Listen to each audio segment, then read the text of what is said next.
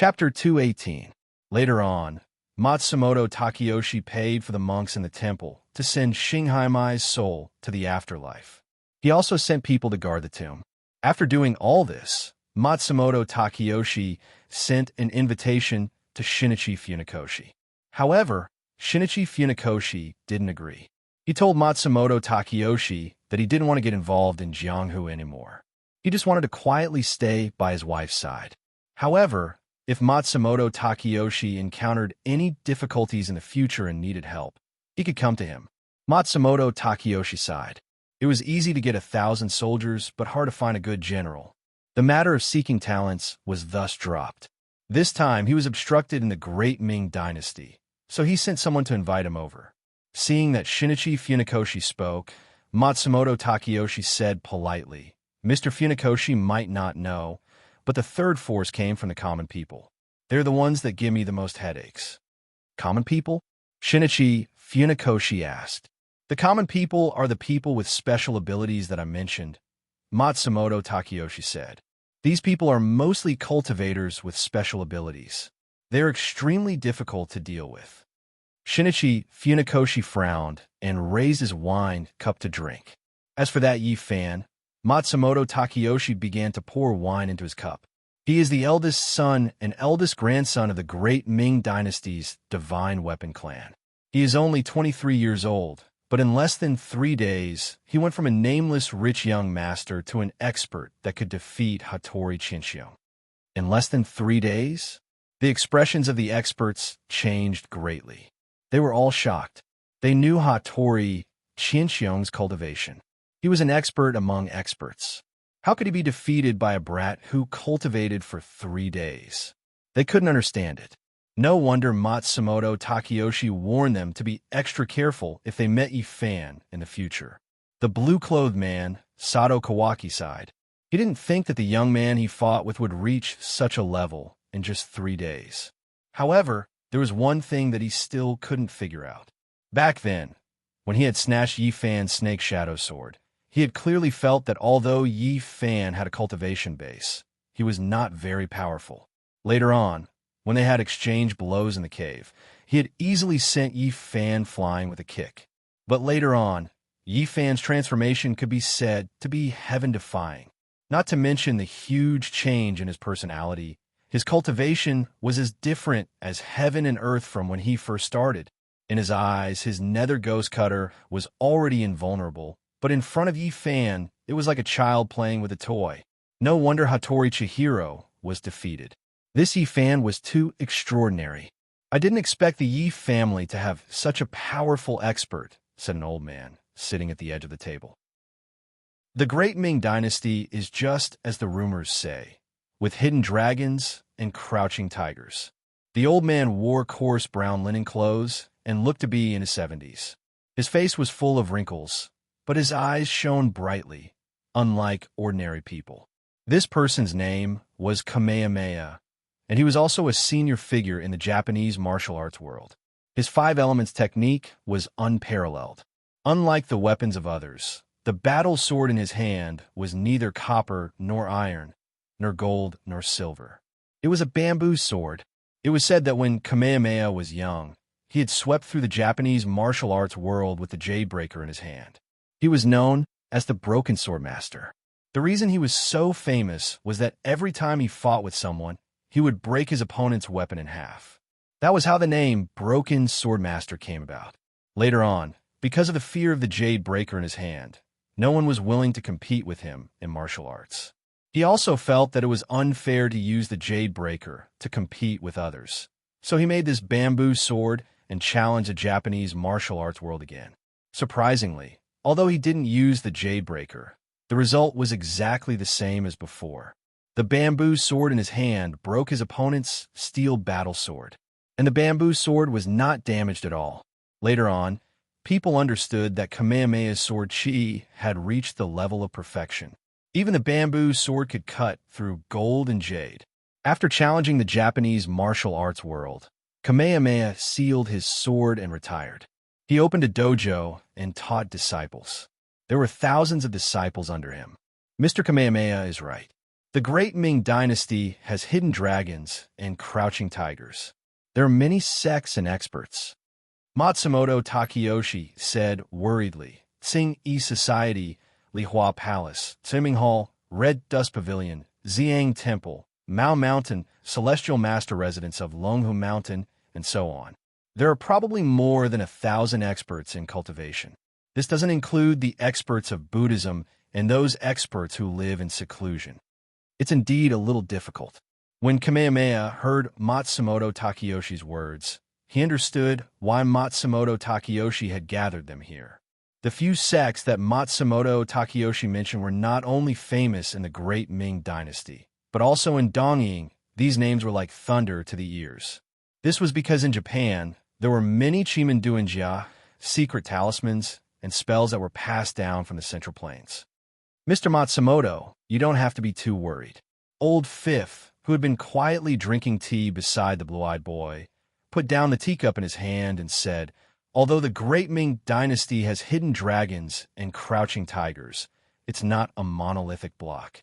As far as I know, these sects have always been conceited and have never worked together. Open and secret conflicts between sects are common. Mr. Matsumoto, you can divide and conquer. There's an old saying in China, when the sandpiper and the clam fight, the fisherman benefits. Mr. Ichiho, you mean? Matsumoto Takeyoshi looked at the young man in white and asked. Although he had heard of this person's name, this was the first time he had seen him. It was said that this person was the strongest disciple under the Japanese Ghost King. His name was Chinkong Iha, and he was the Japanese Ghost King's new disciple. Isn't the emperor of the Great Ming Dynasty already in Mr. Matsumoto's hands? Chinkong Iha smiled and said to Matsumoto Takeyoshi, Mr. Matsumoto can gather them in the name of the imperial court, then create a false name and find a way to sow discord between them. When that time comes, they will naturally kill each other and have no time to care about Mr. Matsumoto's grand plan. Old Fifth, aren't you afraid that they will see through this? The fourth of the five, Kato Nagato, frowned and asked, these people are not easy to deal with. What if this plan doesn't work and they join forces? Wouldn't that be like going for wool and coming home shorn? Matsumoto Takeyoshi didn't say anything, quietly waiting for Chinkong Iha's answer. It wasn't that he hadn't thought of this plan before, but he was worried about the same thing as Kato. He was afraid that if he failed, it would lead to the major sects that were secretly scheming against each other to join forces. If that happened, things would become really difficult. It's possible, but the probability is very small. Chinkong Iha smiled and said, I know the temperament of the people in the Central Plains. These people value their reputation very much, and they won't hesitate to sacrifice their lives. In addition, the grudges between the major sects have been going on for a long time, and it's impossible for them to join forces. In addition, there are many sects in the Great Ming Dynasty, and there are countless sects that want to be conferred by the imperial court. When the time comes, the imperial court will just casually give them a few titles, and these sects will naturally compete with each other. Those small sects may be like what you said, but Tsing-E Society, Lihua Palace, Swimming Hall, Red Dust Pavilion, Xiang Temple, Mao Mountain, Taoist Master Mansion of Longhu Mountain, and other sects may not necessarily fall in the trap, said Yushima Sadako, the woman in red who was ranked third. Senior sister, what you said makes sense. These people won't be easily fooled, Chinkong Iha said as he picked up the wine pot and poured wine. But senior sister, have you forgotten? How many of these sects dare to go against the imperial court? Matsumoto Takeyoshi picked up the teacup, drinking tea while listening to Chinkong Iha's analysis.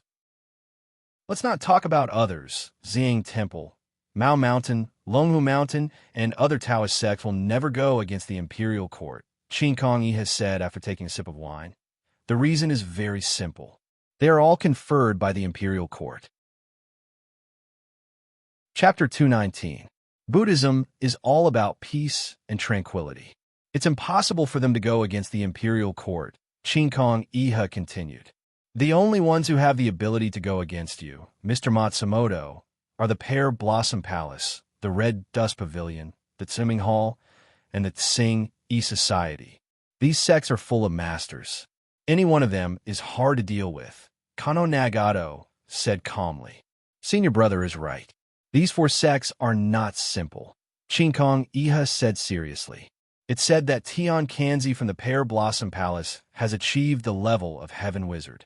He has 5 masters under him: metal, wood, water, fire, and earth. Their master, Jinshan, is even more unfathomable.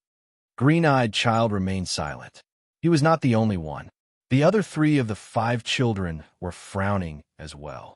They had fought with the people from the Pear Blossom Palace before, so they knew how powerful the Pear Blossom Palace was.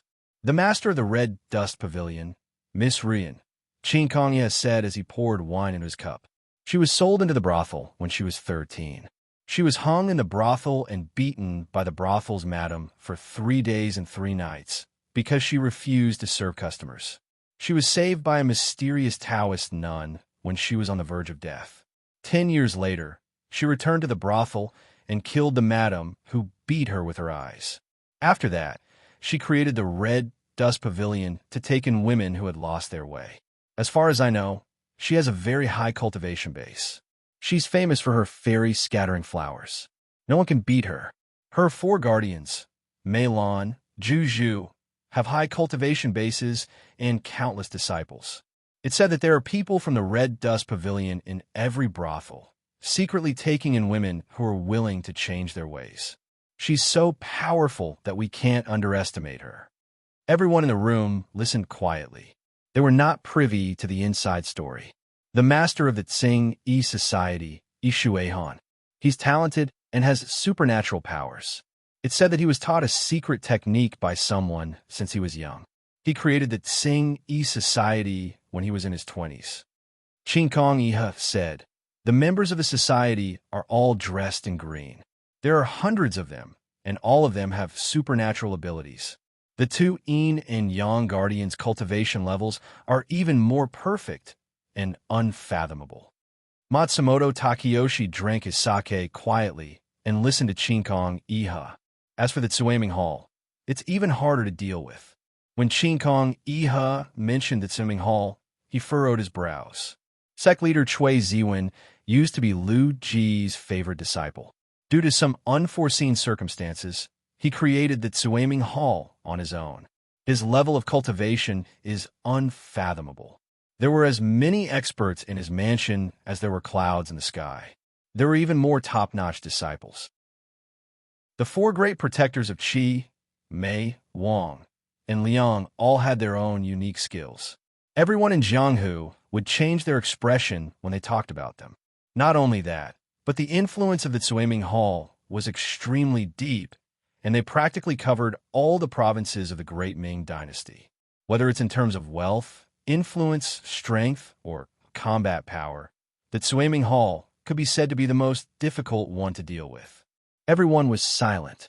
I didn't expect Mr. Iha to be so familiar with these great sects, Matsumoto Takeyoshi said to Chinkong Iha after putting down his cup. Chinkong Iha smiled faintly. "I made a fool of myself in front of you.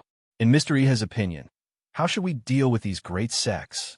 Matsumoto Takeyoshi went straight to the point. "In this humble one's opinion, we can use 3 strategies to deal with them."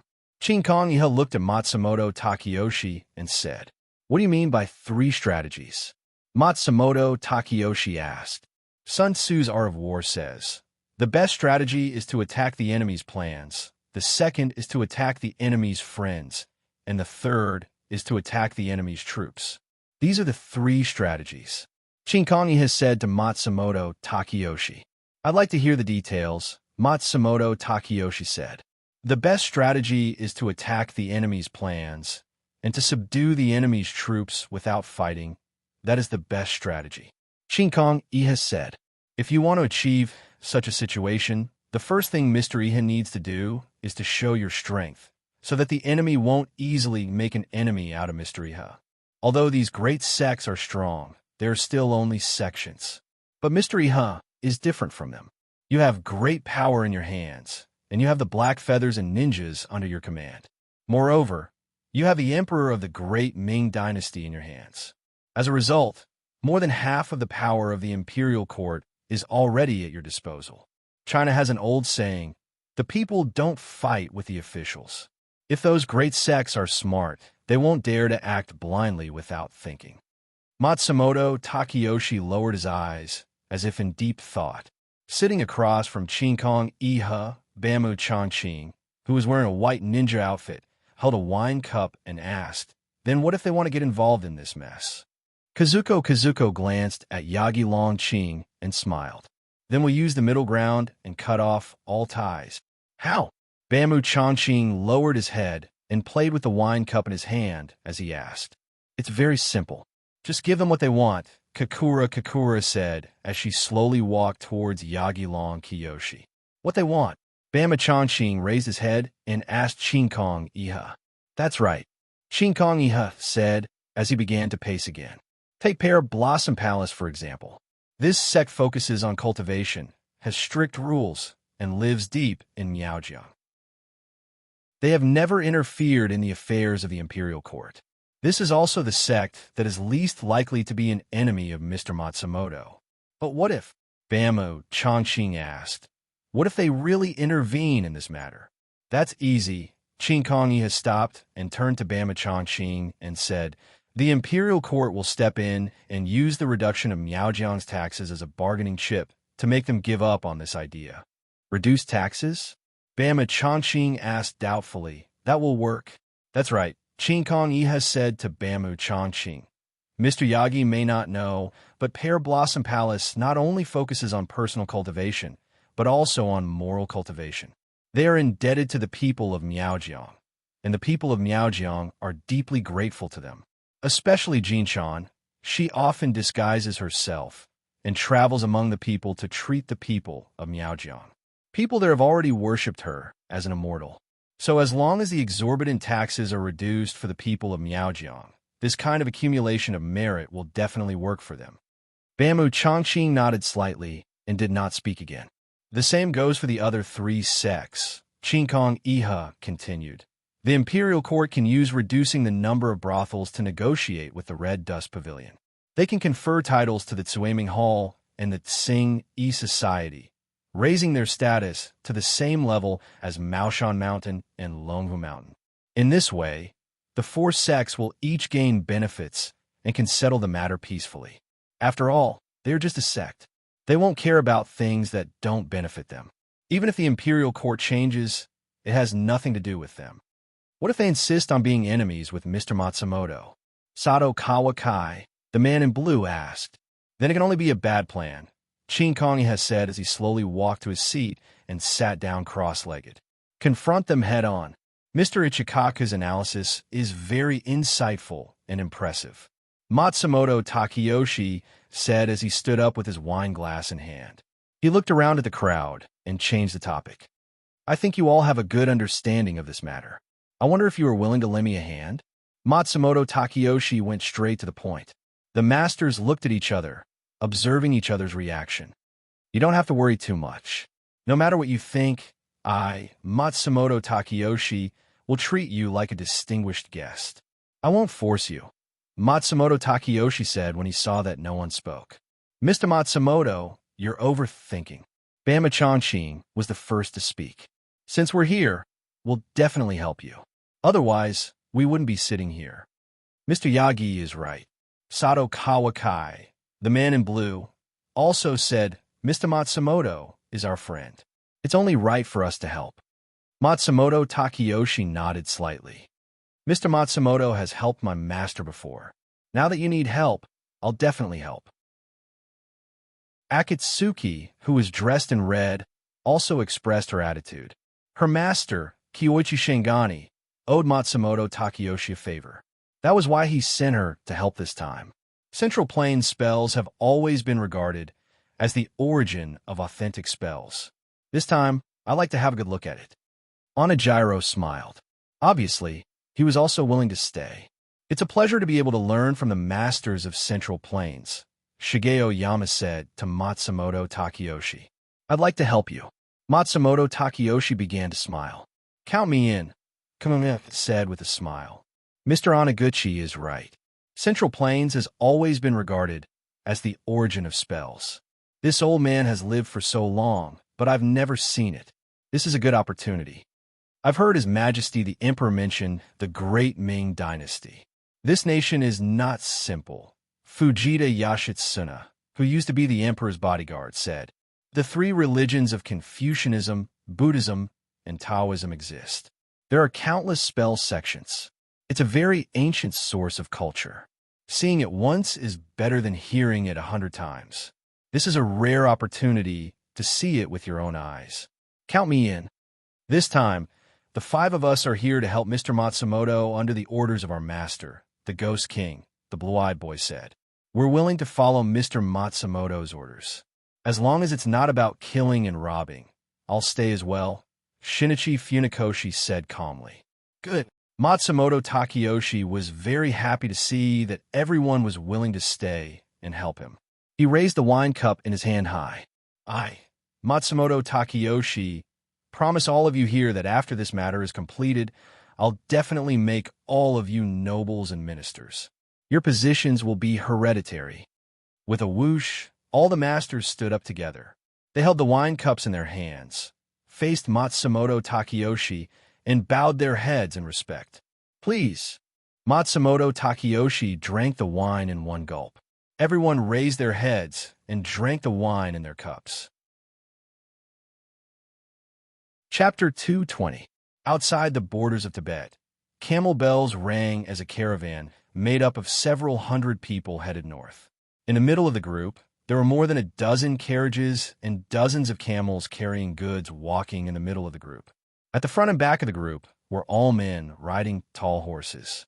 Their expressions were cold as they vigilantly observed every movement around them.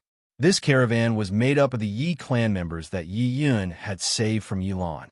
That night, after he had saved them from the Wuji temple, he had sent a signal to Yi Kong and Yi Chun. After receiving the signal, Yi Kong and Yi Chun met up with Yi Yun at the borders of Tibet. After hearing the truth from Yi Yun, Yi Kong and Yi Chun were shocked. They had never thought that Yilan and the other two would do such a disgraceful thing. They also did not think that their cultivations would have reached such a realm that they could injure Yi Yun. Yi Yun knew that they could no longer stay in Tubo. Right now, Yilan and the others were already important officials of Tubo. If Yilan changed his mind and brought a large army to attack, then they would become turtles in a jar. After weighing the pros and cons, Yi Yun made a huge decision, which was to bring his people north to the Mongol Empire. The Mongol Empire was vast and sparsely populated.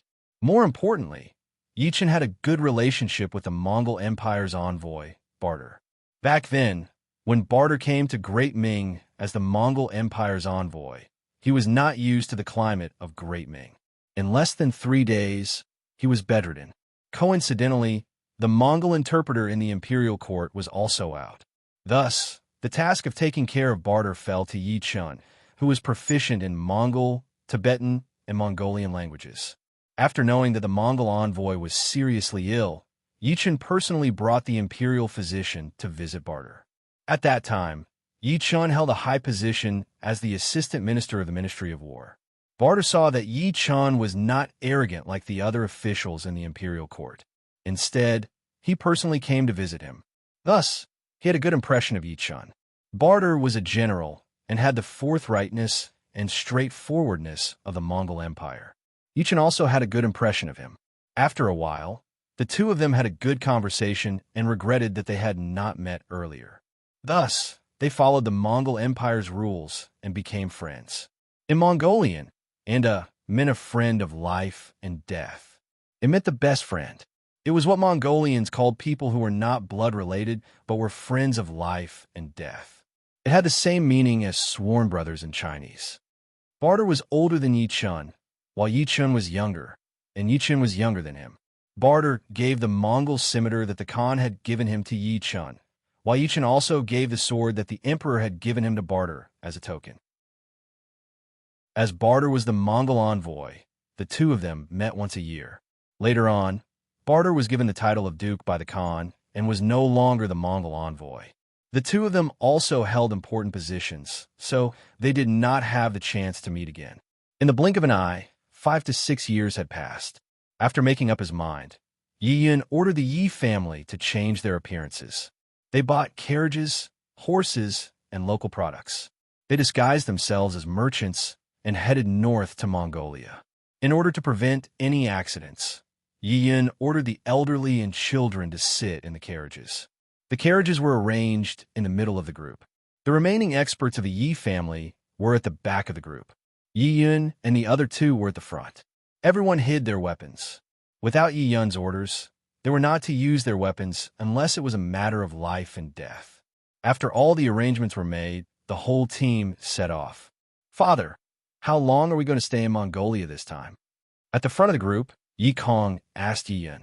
"That is hard to say," Yi Yun said. "We'll see when we get there. Our current mission is to protect the safety of our people." "Master, there's no need to be overly worried.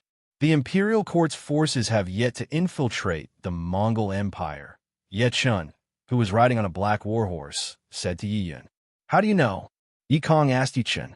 "Big brother, you don't know," Ye Chun said. "Back then, Barter had secretly told me that the imperial court had long had the intention to recapture Mongolia. However, the Mongolian army was strong and had hundreds of thousands of heavy cavalry. That was why the imperial court did not take action. As for Mongolia, although they pay tribute to the imperial court every year, they have already made preparations for war. As a result, Mongolia is on guard against Great Ming, and Great Ming's power naturally cannot infiltrate them." "There's such a thing?" Yi Yun asked Yi Chun. Yi Chun nodded. "Apart from you, who else knows about this?" Yi Yun asked. "I'm the only one who knows," Yi Chun said. Luckily, this matter did not spread. Otherwise, the two countries would be preparing for war, and the people would suffer again, Yi Yun said. "Father, there's something I don't understand," Yi Kong asked Yi Yun. "Since Elon wants the weapon forging manual and bronze figure book, why doesn't he do it himself? If the three of them had sent a large number of troops to set up an ambush in advance, with the strength of the three of them in addition to a large number of troops, it would not be impossible for them to trap you." Yi Yun smiled. "They don't actually want to trap me." "They don't want to trap you?" Yi Yun's words shocked Yi Kong. "What do you mean?" "They just want to get the weapon forging manual and bronze figure book from me," Yi Yun said. "With the Yi clan members as hostages, they think that I will give them the book for the sake of my clan members." "Then why did Yilan let Yi Ben and Yi Jin fight?" Yi Kong asked. "That's because Yilan already knew that the two of them were not a match for you." Yi Chan turned to Yi Yun and asked, "Am I right? Am I right?" "You're right," Yi Yun nodded. "Yilan indeed knew that the two of them were not a match for me. Since that's the case, why did he let them fight with you?" Yi Kong asked. "He wanted to test the waters." Yi Yun explained. "Yilan had two reasons for letting them fight with me. Firstly, he wanted to test my strength and see how strong I am. Secondly, he wanted to create an illusion so that I would lower my guard against them." "Lower your guard?" Yi Kong asked Yi Yun. The first reason was easy to explain. After all, most of the Yi clan members had never seen Yi Yun fight before. Yi Lan wanted to test Yi Yun's true strength, so it was reasonable for Yi Lan to let Yi Ben and Yi Jin fight. However, he did not understand what Yi Yun meant by lowering his guard. "On the surface, it looks like I won 2 rounds in a row and saved the Yi family," Yi Yun, who was riding on his horse, said worriedly. "In reality, if Elon really wanted to trap me, just like what you said, Kong, it wouldn't be difficult at all. According to my observations, Yilan's cultivation is not below mine. If the three of them worked together, even I would not be able to escape." "What?" Yi Kong was shocked. If he had not heard it with his own ears, he would not have believed that it came from his father's mouth. In his impression, Yilan had always been modest, respectful, gentle, and always had a smile on his face. Yi Kong admitted that Yilan was an extremely talented expert. However, he did not expect his cultivation to be on par with Yi Yun's. Yi Chun frowned. Since Yi Yun said so, it must be true. He did not think that the modest and gentlemanly Yilan would be so powerful. What was even more unexpected was that Yilan, who had reached such a high-level cultivation, did not reveal any flaws in the Yi clan. This person's wisdom and foresight were 1 in a million. Since he could trap you, why didn't he make a move? Yi Chen asked again. Yi Yun explained. Yilan wanted to use the lives of the Yi clan members to threaten me and force me to hand over the armament forging manual and the bronze figure booklet. However, these two items are the Yi clan's heirloom treasures. As the head of the Yi clan, I had to abide by the teachings of my ancestors. Even if I were to die, I would not give these treasures away. When Yilan saw that I had made up my mind, he had Yi Bin and Yi Zhen fight me. This way, he would be able to see through my strength clearly. Once he had figured out my moves, he would have a good chance of winning. But he did not make a move? Why is that? Yi Chen asked. This is why Yilan is so terrifying, Yin said with a serious expression. This person's meticulous thinking and quick thinking is something I have never seen before. Think about it. Even if he made a move and joined forces with the other two to subdue me, so what? Would I hand over the armament forging manual and the bronze figure booklet? Definitely not. They are members of the Yi clan and know that the armament forging manual and the bronze figure booklet are not with me. Since I would rather die than surrender, what's the point of trapping me? Furthermore, they know that once I am trapped, the two of you will definitely think of a way to save me. If that's the case, things will become troublesome for them. If even you are not a match for him, why would they care about Big Brother and me? Yi Chen asked. Yilan is a smart person. He knows the power of Fan Air's ethereal swordplay and your absolute pin. In addition, after the battle at the ancestral home, everyone in the Yi clan knows of Fan Air's strength. With Fan Air's cultivation, he should not be at a disadvantage against Yilan. If the three of you join forces against the three of them, their chances of winning are less than 30%. Yin speculated. If that's the case, he might as well do me a favor and hand the Yi clan members over to me. After all, the Yi clan members are of no use to him. Furthermore, if he doesn't make a move, I will mistakenly believe that he is not a match for me and let my guard down. Chapter 221. Right now, the Great Ming Dynasty is suffering from both internal and external problems. Matsumoto Takeyoshi of Dongying, various powers within the court, and Yilan, who is already the Tubo Imperial Advisor. Sigh. Yi inside. The Great Ming Dynasty should be in chaos right now. Just thinking about it makes me angry, Yi Chun said angrily. The treacherous officials who want the Great Ming Dynasty have all the power and control the court. On the other hand, our Yi family, who has been loyal for generations, is being forced to move out. What kind of world is this? When the rabbit dies, the hound is cooked. When the birds are gone, the bow is hidden. When the enemy country is destroyed, the schemer dies. Yi inside. It has always been like this. For our Yi family to be able to survive is already a blessing from the heavens. If everything goes smoothly in the Mongolian Empire this time, what do you plan to do? Yi Kong asked Yi Yin. Let's first settle down our people, Yi Yin replied. After we arrive in the Mongolian Empire, pass down my orders. All of our people are not allowed to reveal their identities or change their names. Just say that we are horse traders. Also, Chin'er, tell your barter and not to reveal our identities. The fewer people who know about this, the safer our people will be. If everything goes smoothly, we will first settle down here. As for how long we will stay, that will depend on when the court can return to normal. Then, are we still going to interfere in His Majesty's matters? Ye Chen asked. Since we have already promised the Emperor, we naturally can't just stand by and do nothing, Yin said. However, right now, the situation is not good for us. Although the Emperor is being held hostage by them, his life is not in danger for now. We will first wait and see. When the situation calms down, we will think of a way to go back to the Great Ming Dynasty to save the Emperor. Yi Chen nodded. For the time being, this was the only thing they could do. The majestic group of horses did not move quickly. Along the way, the group of horses stopped and moved. After a dozen days, they finally arrived at the Mongolian grassland. Although it was close to spring, the grassland still looked like it was winter. The vast grassland was covered in white snow. When the wind blew on their faces, it was like knives cutting their skin. The team's speed immediately slowed down. Everywhere, there was the whistling of the wind and the squeaking of the horses on the snow. I didn't expect it to still be so cold at this time, said Yikong on horseback. The winter here is almost half a year long. Now the coldest time is over, Yichun said as he put his palm to his mouth to warm himself. If we had come 2 months earlier, it would have been even colder. If we spit on the ground, it would have broken into pieces. It would be great if I could have a sip of wine to warm myself up, Yin said as he tightened his fur coat.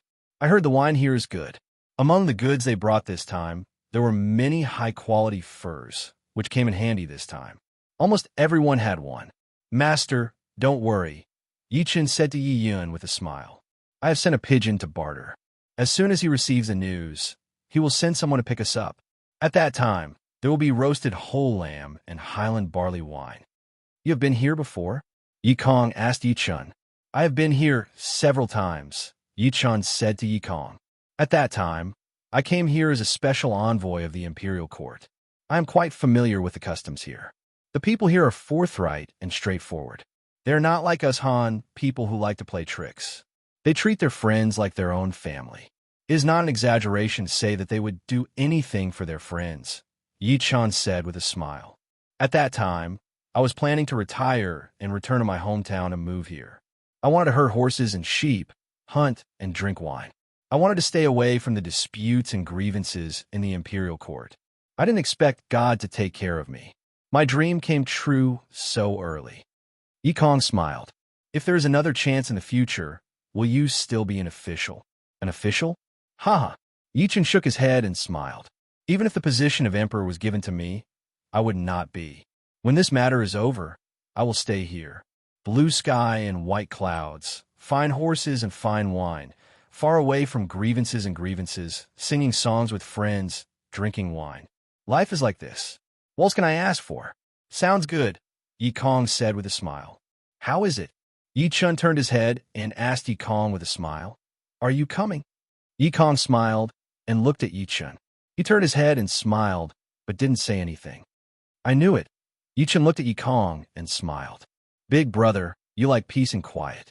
You don't like this rough life. You like that kind of beautiful scenery, like living in seclusion, reading books, practicing swordsmanship, drinking tea. Your artistic conception is higher than mine. You brat, don't flatter me, Yikong said with a smile. What artistic conception? I'm just not suited for this place. Not suited? Yichun said with a smile. Why are you not suited? I'm not like you. I'm proficient in Mongolian, Han, and Tibetan languages, so communicating with the people here is a big problem. This is the first reason, Night Sky said with a smile. I don't like to kill, and I don't drink, so I can't live a life of hunting and drinking like you said. This is the second reason. Third, just like you said, I like peace and quiet, and I like to stay here quietly. Life here is like a whirlwind, and I don't have a fixed place to stay. I can live here for a few days occasionally, but I really can't get used to living here permanently. I can't live here for a long time. Big brother's pure heart and few desires are beyond my reach, Yichun said with a smile after hearing Yikong's words. Are the two of you trying to make me angry? Yiyun said with a smile. One herds horses and goats, eats big pieces of meat, and drinks big bowls of wine. The other has a pure heart and few desires, living in seclusion in the peach garden. You want an old man like me to worry about the Yi clan? Look at what you're saying, master. Yichun hurriedly said, the two of us brothers have nothing to do, so we're having some fun. No matter what, we can't let you worry alone. Dad, don't worry, Yikong said with a smile to Yiyun. When summer comes, you can come to my Xanadu. We can drink tea and talk about swords and travel. When winter comes, you can come here and hunt, ride, drink, and eat meat with brother Yichun. Yes. Yichun quickly agreed after hearing Yikong's words. Big brother is right. You two brats. Yiyun scolded with a smile. You only know how to sweet talk. The three of them were talking and laughing when a group of people quickly appeared in their field of vision. There were about a dozen people in this group. They were all tall and sturdy, with Mongolian scimitars at their waists and strong bows on their backs. They wore wool fur coats and fur hats. The horses they rode were fat and strong, and they galloped towards the group of people like a gust of wind. The person in the lead had a sturdy body and a big round face. He wore a navy blue Mongolian robe, a wolf fur coat, and Mongolian boots. The golden scimitar at his waist shone brightly. The group of people was very fast. It was obvious that they were trained Mongolian cavalry. Yi Yun raised his hand, and the group behind him immediately stopped. The experts of the Yi clan secretly held their weapons and looked in the direction where the cavalry appeared. "It's Barter," Yi Chun said happily as he urged his horse to meet them. "Ha! Yi Chun Anda!" The Mongolian man wearing the wolf fur coat shouted loudly. "Ha ha! Brother Barter!" Yi Chun also laughed and shouted loudly. The two of them jumped down from their horses when they were about 3 zhang away from each other. They quickly walked towards each other and hugged each other. The rest of the cavalry reined in their horses and stopped behind the Mongolian man. They all dismounted, and the dozens of horses neatly lined up in a row. It was extremely majestic. "Yi Chun Anda, my good brother. I missed you so much." The Mongolian man hugged Yi Chun and used his hands to pat Yi Chun's back. His face was full of excitement. "Brother Barter." Yi Chun also patted Barter's back. The two of them had not seen each other for a long time. Naturally, they were very happy to see each other again. "Look at you, you are still so thin." Barter held onto Yi Chun's shoulder and looked at him up and down. "This time, we came to the grassland to get some weight," Yi Chun said as he punched Barter's chest. "Ha ha!" Barter laughed straightforwardly. "Good.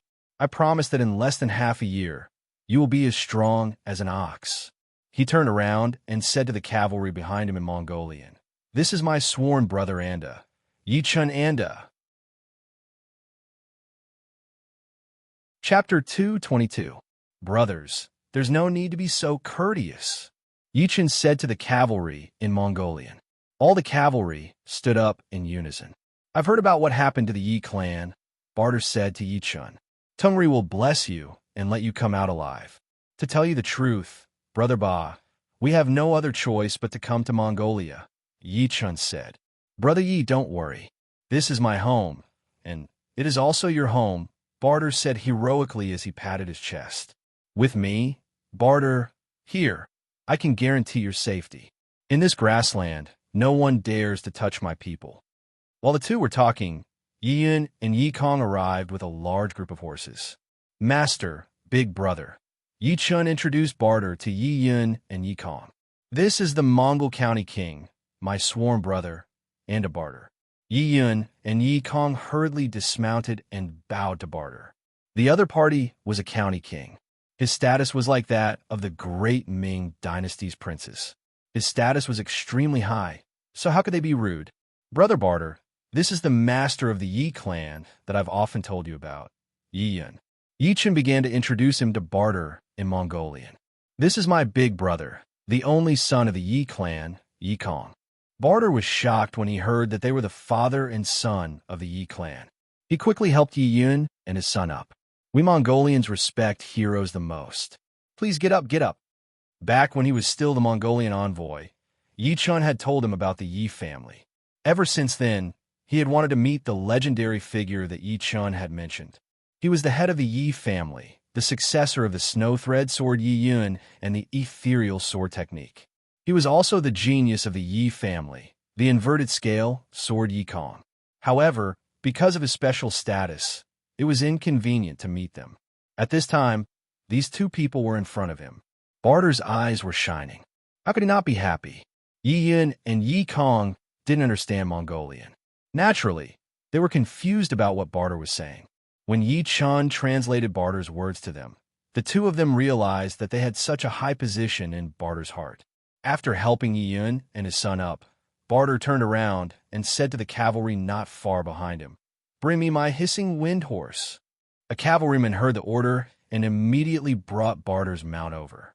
This was a real horse, an extremely divine steed. This horse was called Hissing Wind. Its entire body was pure black and glossy. There was not a single strand of mixed hair on its body. It was the great Wan colt that the Khan had personally bestowed upon Barter. After Barter received this good horse, he was overjoyed. Mongolians loved horses, and Barter was even more infatuated with horses. After receiving this horse, he took good care of it.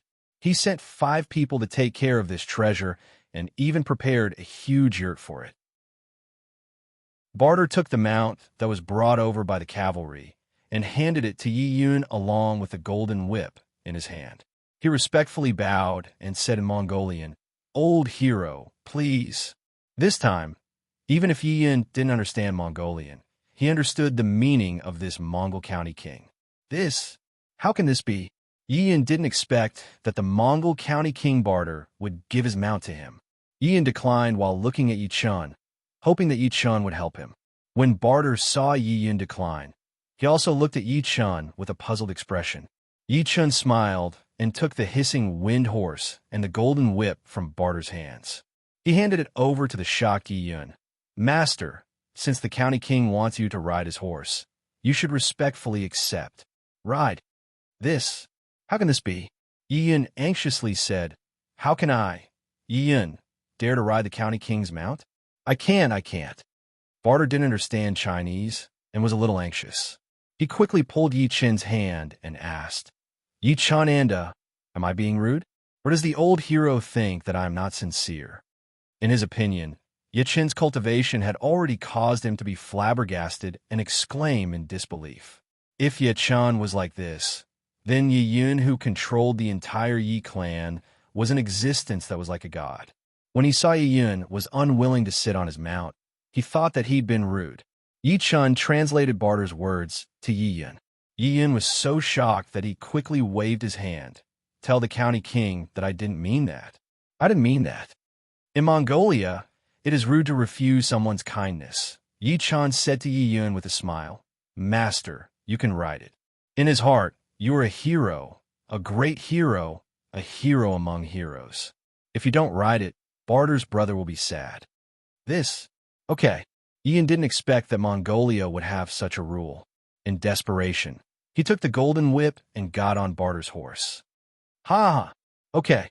Barter laughed and grabbed the horse's reins. "Let's go back to the camp." After he finished speaking, he led the horse back. Barter's scene made Ian almost fall off the horse. This County King Barter actually wanted to lead his horse for him. "County King, you can't county." Ian felt like he was sitting on pins and needles. He wanted to get off the horse, but he was afraid that the County King would misunderstand. Yichen looked at Yi Yun's embarrassed appearance and secretly laughed. "Brat, don't laugh," Ian anxiously said to Yi Chun. "Quickly tell the County King that he can't do this. I can't afford to let the County King lead my horse for me." "Master, just sit properly," Yi Chun said to Yi Yun with a smile. "Didn't I just tell you that rejecting the Mongolians' good intentions is disrespectful to them?" This sigh. Yi Yun sighed helplessly on the Nei wind horse. Seeing the County King get off the horse and walk, the people on the Yi family's horse team didn't dare to be rash. They all got off their horses and reined in their horses. After Yi Kong got off the horse, he followed behind Yi Yun. Yi Chun led the horse and walked side by side with Barter. Yi Yun, who was on horseback, felt as if he was sitting on pins and needles. He had originally brought his clansmen here to seek refuge, but now he was sitting on the hissing wind horse with the Duke personally holding the reins, just like a victorious hero. Aha! Fine horses gallop to the grasslands. Eagles spread their wings to welcome the victory. White hatta like clouds and snow. Melodious horsehead zither gently vibrates the zither strings. County King Barter led the horse while singing a traditional Mongolian song.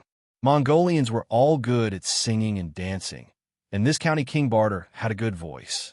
His deep and broad voice made his song extremely pleasant to listen to. It was bold and unrestrained, but also as gentle as water. Auspicious Mongolian yurt bursts with smoke, beautiful girls busy in front of the door, fat cattle, and sheep in groups. The great Tungri protects the grasslands. Yichen was in a very good mood at this time. When he heard his good brother speak, he couldn't help but sing along. Chapter 223. Fengming Mountain, Lingyun Cave. Evening. The Enaichiwa. Inside the pavilion, Fujiwara no Chiko was teaching Yi Fan Japanese. The Enaichiwa. Yi Fan imitated her. Not bad, not bad. Fujiwara no Chiko laughed. It's quite like that. It's mainly because you taught me well, my wife. Yi Fan did not forget to tease Fujiwara no Chiko. Ever since he sealed the Lingyun cave with spirit energy, more than 3 months had passed in the blink of an eye. In these 3 months, the two of them had been reading and practicing their swordsmanship in this cave every day, flirting with each other, and feeling extremely comfortable. During this period of time, Yi Fan had changed a part of his chi cultivation method and taught it to Fujiwara Chico. The reason why he did this was because Brother Jean had already injected a stream of yang spirit chi into his body before teaching him the chi cultivation method. Therefore, it was easy for him to cultivate it. However, Fujiwara Chico cultivated true chi and did not have spirit chi in her body. The chi cultivation method of true chi and spirit chi were not on the same level. Therefore, Yi Fan picked out a part of his chi cultivation method that was suitable for Fujiwara Chico to cultivate and gave it to her. Although it was not the complete version, it was still very powerful. Fujiwara no Chico was extremely intelligent, and after cultivating, her strength had greatly increased. Compared to before, her strength had at least doubled. Yi Fan had a reason for doing this. He had always kept in mind what his senior sister Kwang Hua had said to him. No matter what happened in the future, increasing his beloved wife's strength was still a good thing. During this period of time, he appeared to be relaxed and carefree, but he was secretly very careful, as if he was treading on thin ice. He never left Fujiwara no Chico's side every day, and the cold dragon sword was always with him. Although with his current cultivation, there was no one who could be his opponent, he was still very afraid. He was afraid that one day, his beloved wife would leave him again. After Yi Fan imparted the chi circulation technique to Fujiwara no Chico, Fujiwara no Chico also told Yi Fan the mnemonic chant of her famous technique, the Thousand Slaughter. Now that they were husband and wife, there were no more secrets between them. You've learned most of your daily vocabulary, Fujiwara no Chico said with satisfaction. As long as you speak and listen more, and practice diligently, you should have no problem with ordinary conversations after a while. Why do I need to learn Japanese? Yi Fan never understood why Fujiwara no Chico wanted him to learn Japanese. You have a saying, it's never a burden to learn more skills, Fujiwara no Chico said. If you learn Japanese, it will naturally be good for you. It will be very convenient for you to accompany me to Japan in the future. Go to Japan? Yi Fan asked in confusion. Why are we going there? Have you forgotten? At the mention of Japan, Fujiwara no Chico was filled with thoughts. That's my hometown. My father's grave is still there, and so is my master. I would have forgotten if you didn't mention it, Yi Fan said. After a while, I'll take you to Japan. Firstly, you can pay your respects to your father-in-law. Secondly, you can meet your master, Ito Fumio, and Master Kongwen. Really? Fujiwara no Chico was very happy to see Yi Fan take the initiative to bring her back to Japan. Silly, when I go back on my word. Yi Fan smiled and said, with my current movement technique, I can reach Japan from here in less than a day. Less than a day? Fujiwara no Chico was shocked. So fast. She did not expect Yi Fan's movement technique to have reached such a level. Yi Fan smiled and reached out to stroke Fujiwara no Chico's long hair without saying a word. In fact, if he went to Japan by himself, with his current movement technique, he would only need 6 hours. However, if he brought Fujiwara no Chico along, it would be much slower. After all, if he was too fast, Fujiwara no Chico would not be able to take it. This was also another reason why he taught Fujiwara no Chico the chi channeling method. In the future, if there was an emergency, he could use his fierce movement technique to bring Fujiwara no Chico away quickly without any worries. Boom! A loud sound was heard, causing Yi Fan, who was stroking Fujiwara no Chico's long hair, to frown. Someone was trying to break into the spiritual barrier that he had set up. Boom! Another loud sound was heard. This time, the sound was even more intense than before. Someone is trying to break in. Fujiwara no Chico exclaimed. Stay here. Don't go anywhere. Yi Fan said as he reached out to the sword case on the stone platform not far away from him. With a swoosh, Fujiwara no Chico's sword case automatically flew into Yi Fan's hand. I'll go out and take a look, Yi Fan said as he handed the sword case in his hand to Fujiwara no Chiko. If the person who comes in later is not me, no matter who it is, immediately think of a way to escape. His plan was right. If the person who came in later was not him, it proved that he was no match for the person outside. If he was no match for the person outside, then Fujiwara no Chiko was even more so. What the hell is going on? Who is outside? Fujiwara no Chiko saw that Yi Fan was not flustered and had a calm expression. It was as if she had expected something to happen. Boom! A loud sound was heard again.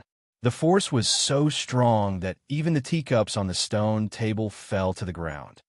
There's no time.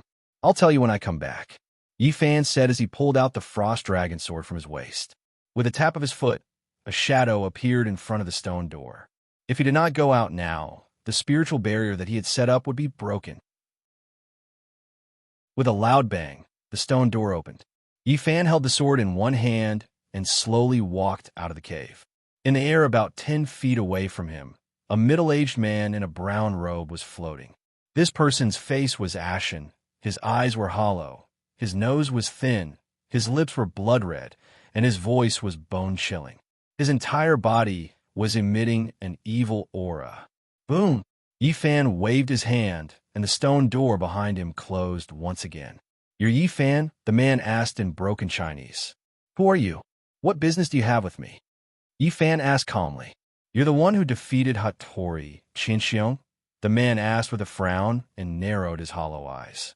He did not answer Yi Fan's question. "Were you the one who destroyed my barrier just now?" Yi Fan raised his eyebrows and asked. He had already checked when he came out of the cave. Half of the spiritual barrier that he had set up in the Lingyun cave had been shattered. From this, it could be seen that the man's cultivation was not low. "Were you the one who set up this barrier?" The man was slightly shocked after hearing Yi Fan's words. "No wonder that old man Hattori Chinxiong was defeated by you. This is really troublesome. Who are you? What are you doing here? Why did you destroy my barrier?" Yi Fan asked.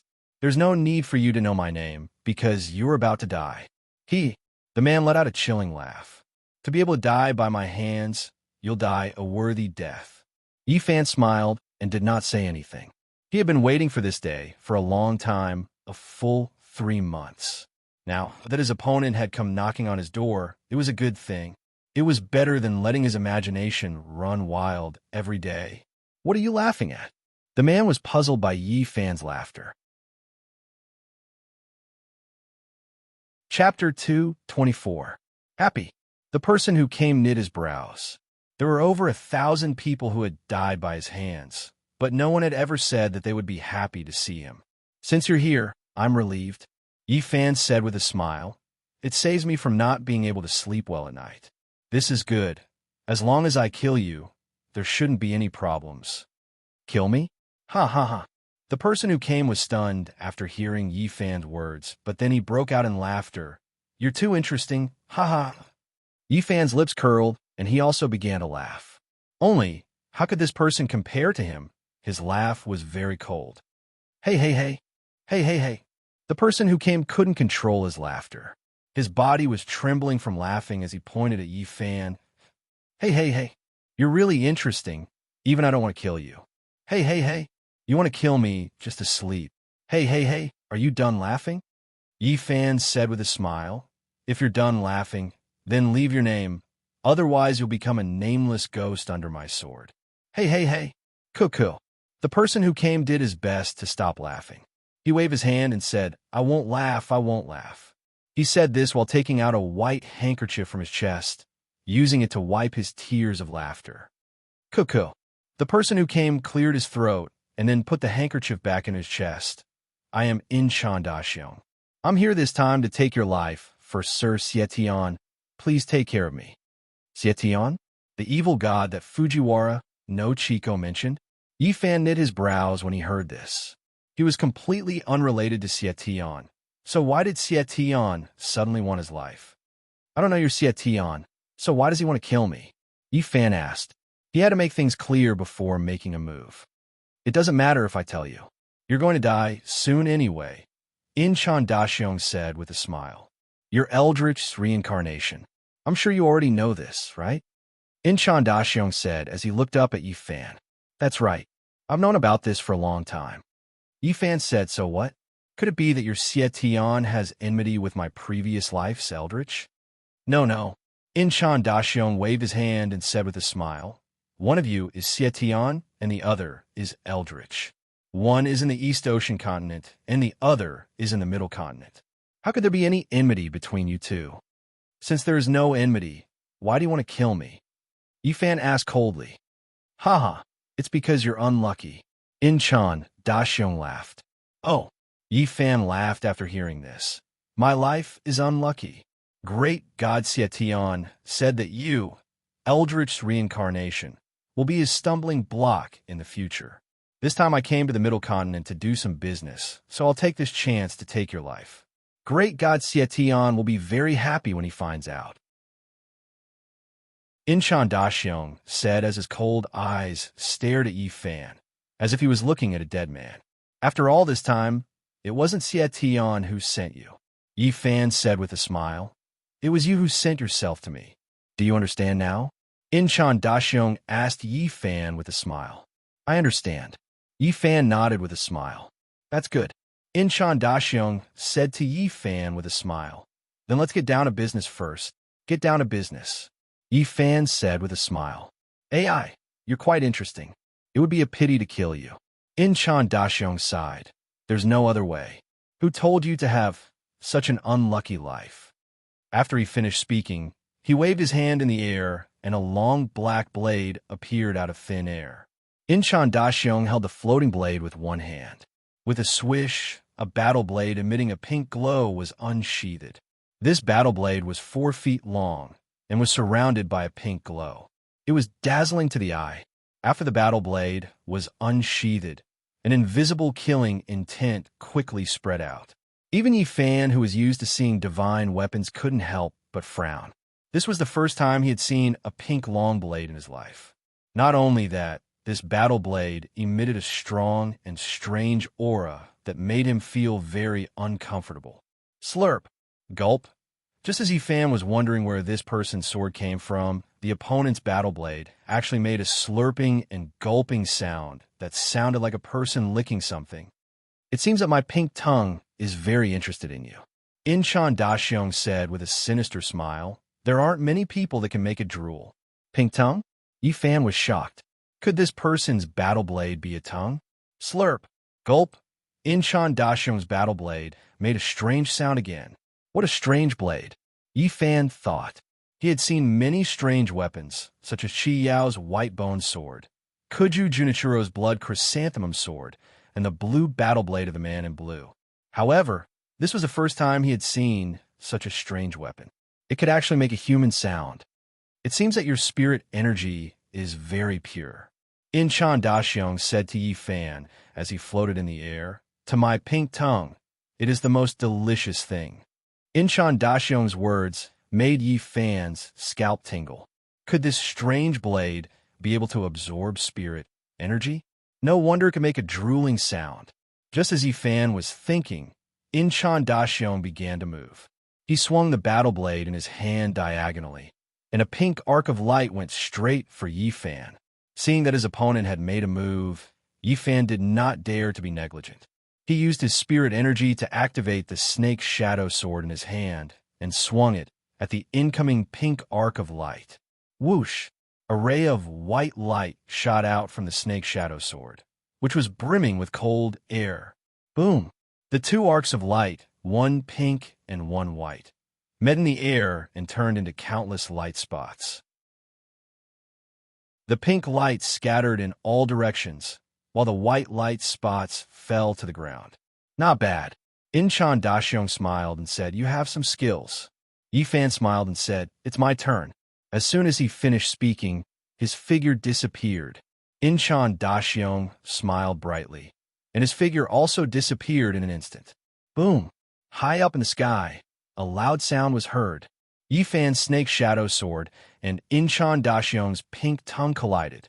At the intersection of the two heaven-grade weapons, one white and one pink semicircular light balls collided. Inchan Daxiong had a cold smile on his face, and his brown robe fluttered in the wind. Yi Fan was expressionless. His eyes narrowed, and his white robe fluttered in the wind. Interesting, Inchan Daxiong said as he blocked the cold air from the snake shadow sword. Your sword is really not bad. I like it. Yi Fan smiled and said, You're not the first person to like this sword. However, none of them had a good ending. I want to try it. As Inchan Daxiong spoke, he suddenly activated the battle sword in his hand. Under his control, pink light burst out from the pink tongue, and it looked like it was going to swallow Yi Fan whole. Slurp. The pink tongue once again made the sound of saliva swallowing. Seeing Inchan Daxiong's strength, Yi Fan did not want to be outdone.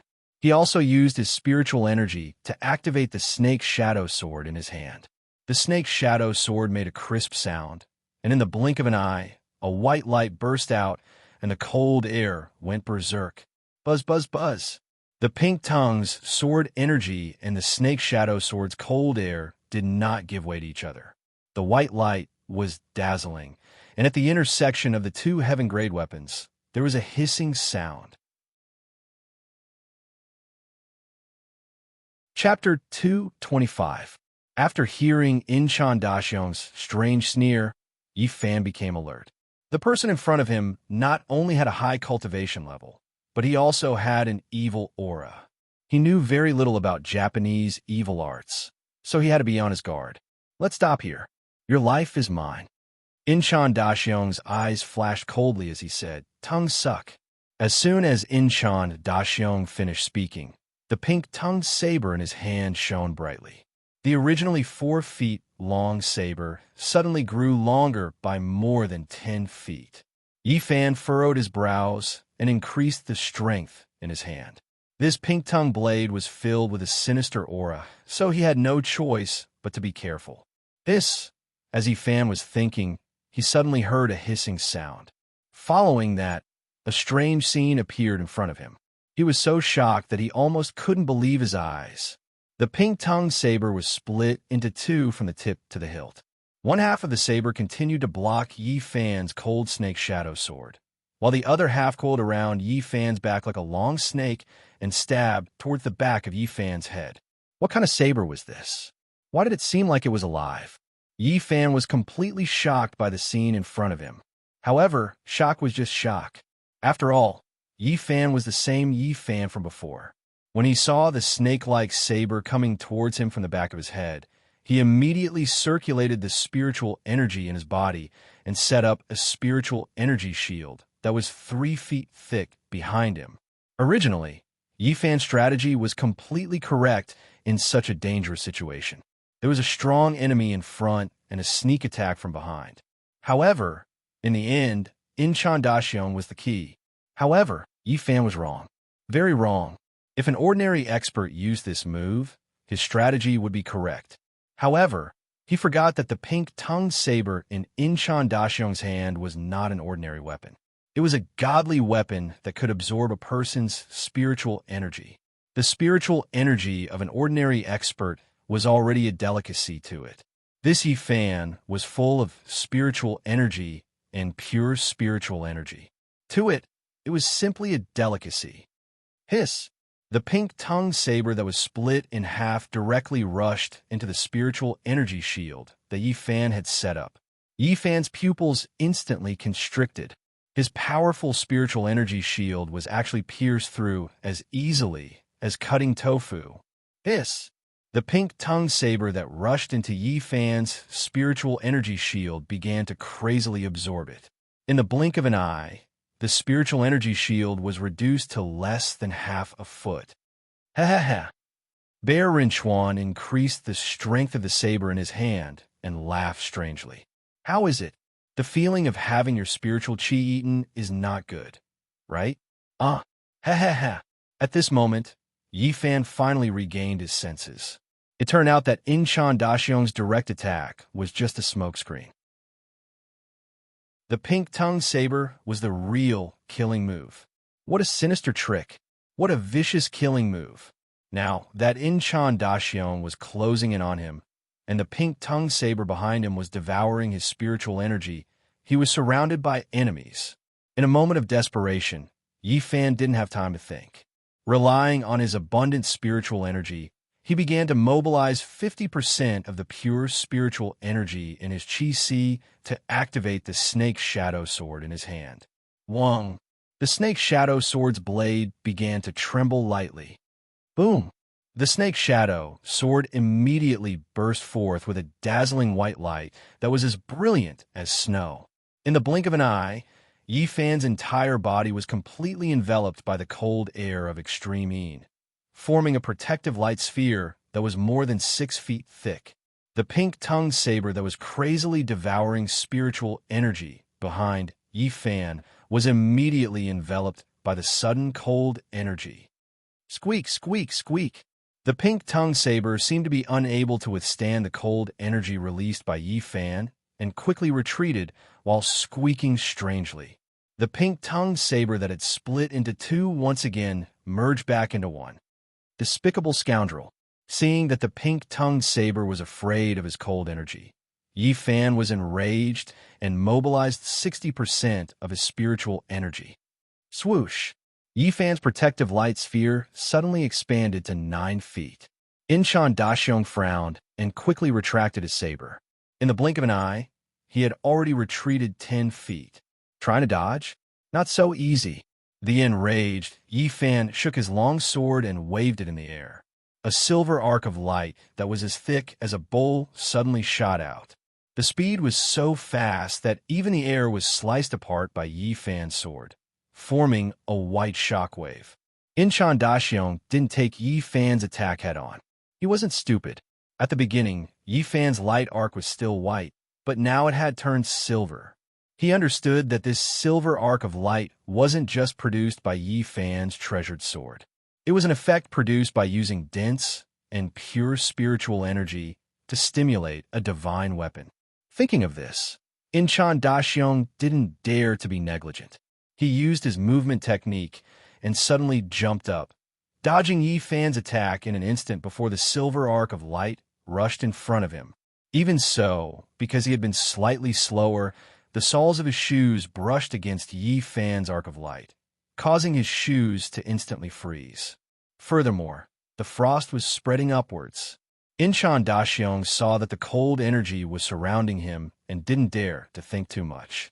He immediately kicked off his cloth shoes before the ice spread to his ankles. Pa! The moment the shoes left his feet, they instantly exploded.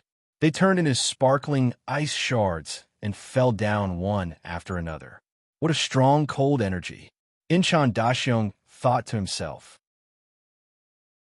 Just as Inchan Daxiong was marveling at Yi Fan's cold energy, Yi Fan's attack came again. Swish! Swish! Swish! 6 silver light pillars as thick as bowls instantly burst out from Yi Fan's protective light sphere and went straight for Inchan Daxiong in the air. The momentum was so strong that even Inchan Daxiong, who thought he was experienced and knowledgeable, couldn't help but exclaim in surprise. Within the light sphere, Yi Fan looked coldly at Inchan Daxiong.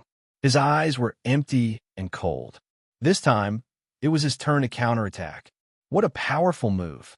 Inchan Daxiong was secretly shocked. He was actually able to control the cold energy so freely. As Inchan Daxiong thought about it, he used his strange movement technique. His shadow swayed as he shuttled back and forth between the 6 light pillars to dodge. For a moment, there were flashes of light, cold energy, and shadows everywhere. Yi Fan's cold energy pillars didn't hit Inchan Daxiong. On the other hand, Inchan Daxiong was busy dodging Yi Fan's attacks. He didn't even have time to counterattack. This can't go on. Both of them thought of this problem at the same time. The first to change his move was Yi Fan.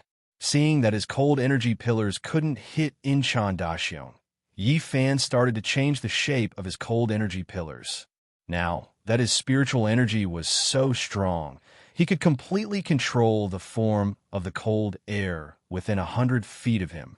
The 6 cold light beams that were originally attacking in a straight line suddenly became soft, like 6 silver snakes coiling around each other.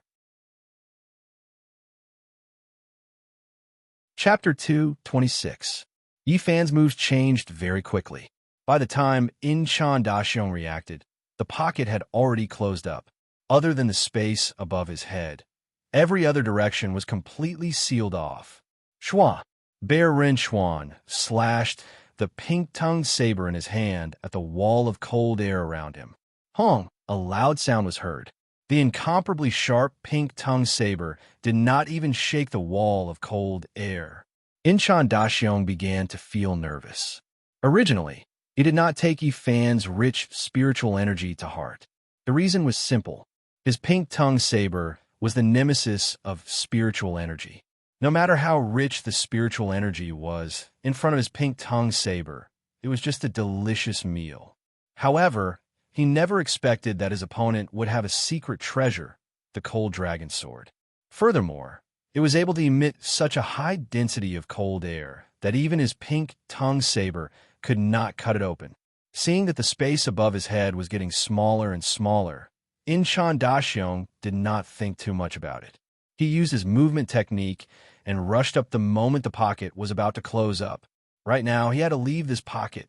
However, the moment he raised his head and rushed up, he saw a scene that made his heart palpitate in fear. Over 100 feet above his head, Yi Fan was holding the snake shadow sword with a sinister smile.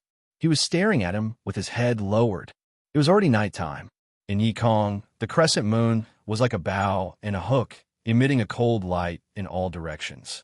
Under the light of the crescent moon, Yi Fan, who was dressed in white, looked like a killing god. He had been tricked. Inchan Daxiong, who had already flown halfway out of the pocket of cold air, swallowed his saliva. The reason why Yi Fan had left a gap in the pocket of cold air was to wait for him to come out from this direction. In a flash, Yi Fan, who was high up in the sky, began to make his move. He mobilized 50% of the spirit energy in his body and suddenly activated the snake shadow sword in his hand. The snake shadow sword let out an excited cry, and then the silver light became brighter, and the cold air went berserk.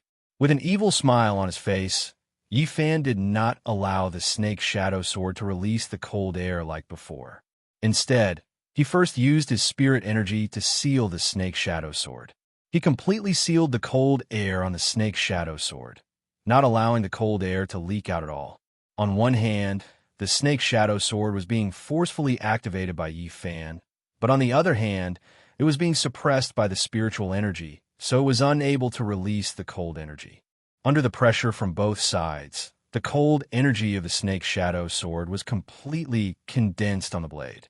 In the blink of an eye, the snake shadow sword had turned into a shining silver sword, radiating light and flowing cold energy. Shua! Yi Fan swung down the blazing silver snake shadow sword in his hand. The speed at which Yi Fan swung his sword was so fast that at the same time, the snake shadow sword formed a silver screen of light in the air. At the same time, Yi Fan withdrew the spirit energy that was suppressing the cold energy of the snake shadow sword. Hiss! The sound of the air being torn apart could be heard. An extremely thin silver arc of light shot out in all directions towards Inchan Daxiong, who was only halfway out of the pocket. Inchan Daxiong, who was below, was complaining incessantly. Just now, Yi Fan had said that he was despicable. Now, it seemed that Yi Fan was even more despicable than him. Compared to him, he was just a small fry in the presence of a great magician. Now that he was surrounded on all sides and only had one exit, the shrewd Yi Fan was already prepared to attack him at the exit. He had nowhere to hide, so he could only forcefully receive Yi Fan's attack. Thinking of this, Inchan Daxiong did not dare to be negligent. He held his pin-tongued battle saber horizontally, and with chi outside of his body, he slashed at the incoming silver arc of light. With a swoosh, a pink arc of light met the attack. No matter what, he had to resolve the crisis in front of him first. Inchan Daxiong thought to himself. However, he was wrong. As the saying goes, a wise man is bound to make a mistake. No matter how hard Inchan thought, He would never have thought that the cold air that looked so thin was actually the cold air that was compressed by Yifan's spirit pressure. Although it looked thin, its power was more than 10 times stronger than before. Hiss! Boom! The silver arc of light collided with the multicolored arc of light. Bang! The pink arc of light scattered. Inchan Daxiong's Pintung battle saber was instantly dispersed by Yifan's arc of light. After the silver arc of light dispersed the pink arc of light, it did not slow down and continued charging towards Inchan Daxiong's face. Inchan Daxiong saw that the situation was not good. He immediately gripped his battle saber tightly and raised his arms to block. Boom! The silver arc of light exploded. Inchan Daxiong, who was halfway out of the pocket of cold air, was forced back into the pocket by Yifan's attack. At the same time, the pocket of cold air was instantly pierced. Inchan Daxiong was completely enveloped by the cold air, forming a shining ball of cold air. Yifan, who was high up in the sky, moved and a shadow descended from the sky. Bang! Yifan kicked the ball of cold air. The ball of cold air instantly fell to the ground at high speed. Boom! Dust swirled in the air, and debris burst open. The 6-chi-long ball of cold air crashed into the ground, creating a huge crater with a radius of 1 zhang and a depth of several chi. Yifan, who was in midair, held his sword with one hand and raised the snake's shadow above his head. Then he slashed down again. He could not give Inchan Daxiong any chance to breathe. He wanted to kill him. Swoosh! A tyrannical silver arc of light descended from the sky again. It went straight for the ball of cold air that had sunk into the ground. Kacha! There was a crisp sound. Boom! Then there was a loud sound. The ball of cold air on the ground exploded after being struck by Yifan's spirit energy. White light burst forth and cold air scattered. Countless sparkling dots of light surged in all directions, like smoke and fog. Phew! Yifan, who was in midair, let out a long sigh. It looked like Inchan Daxiong was not going to survive. He slowly retracted his spirit energy and slowly landed on the ground. At this time, the ground was still covered in white smoke. Yifan steadied himself about 10 zhang above the ground and hovered in midair. He wanted to confirm whether Inchan Daxiong was still alive. If he was still alive, he would strike a few more times. No matter what, he could not let him leave alive. The reason was simple. This guy knew the location of the Lingyun cave. If he let the tiger return to the mountain, who knew how many experts would come back next time? One Inchan Daxiong was troublesome enough. If 3 or 4 experts like him came at the same time, it would be a problem whether or not he could handle them. Swish! Yifan, who was in midair, was thinking about something when a huge, blood-red tongue suddenly rose from the rolling cold air on the ground and went straight for Yifan. This scene shocked Yifan, who was in midair, and he was dumbfounded. What a huge tongue! This blood-red tongue was more than 10 zhang wide and more than 10 zhang long. It was covered in transparent mucus and smelled fishy. Numerous flesh spikes were arranged on it, densely packed. It made one's scalp tingle and feel like vomiting. The huge tongue emitted a foul stench and rushed toward Yifan at lightning speed. In the blink of an eye, it was right in front of Yifan. Yifan, who was in midair, did not have time to think. He immediately used his spirit energy to fly up and dodge the attack of the long tongue. Chapter 227. Inchan Daxiong actually did not die. Yifan suppressed his thumping heart and secretly exclaimed that it was a close shave. Luckily, he was prepared in advance and did not get close to Inchan Daxiong. If he had directly landed on the ground, he would definitely have been swept away by the sudden appearance of the huge tongue. His heart was thumping, not because he was afraid, but because he felt disgusted. Yifan almost spat out his breakfast as he looked at the wet, slippery tongue that was moving back and forth below him while constantly trembling. He used his right arm that was holding the snake shadow sword to cover his nose and mouth, while he waved his left hand towards the ground. Whoosh! A gust of wind instantly rushed out, blowing away the billowing white smoke that had not yet dissipated. When the white smoke completely dissipated, the scene in front of him made Yi Fan regret using the gust of wind to disperse the thick fog. On the ground, a huge gecko was lying there, staring at Yi Fan with a pair of blood-red eyes. The tongue that was more than 100 feet long was circling back and forth in the air, trembling and hissing nonstop. This enchantation was a gecko demon. Yi Fan was shocked. Due to the spiritual aura in his body, his eyesight was astonishing. He could see every detail of the huge lizard clearly. Just one look was enough to make Yi Fan feel so disgusted that his stomach churned and he almost vomited. This huge gecko's body was full of bumps and hollows. Its cracked skin was brown with a tinge of green, and countless strange patterns made people shudder. Its 4 strong limbs were crawling on the ground, and its sharp claws were like eagle claws. Its 5 to 6 feet long, thick tail swung back and forth behind it, making whooshing sounds. A pair of huge blood-red eyes stared at Yi Fan. In the blood-red eyes, the vertical pupils were cold and empty, filled with killing intent. Pooh! Just as Yi Fan was faintly vomiting, the huge gecko on the ground opened its bloody mouth, and a viscous pus spurted out from its mouth. Following its huge tongue, it shot towards Yi Fan in the air like a water arrow. Yi Fan had never been afraid of anything since he was young. What he was most afraid of were centipedes, scorpions, spiders, and other creatures with many limbs. They all looked hideous and disgusting. Now that he saw the gecko's spirit attacking him, Yi Fan's heart tightened. He quickly rose into the air and waved the snake shadow sword in his hand at the sticky pus that was flying towards him. Whoosh! A cold aura rushed out from the snake shadow sword and welcomed the stinking pus. Bang bang! When the gecko demon's pus came into contact with Yi Fan's cold air, it quickly froze into a thick ice pillar of ice. Then it fell heavily to the ground. The huge gecko on the ground jumped agilely and dodged the falling icicles. Boom! The huge ice pillar pierced straight into the ground. Chi! All the plants on the ground within a radius of 1 zhang around the ice pillar instantly withered and emitted green smoke. What a powerful poison! Yi Fan, who was in the air, secretly cried out in alarm.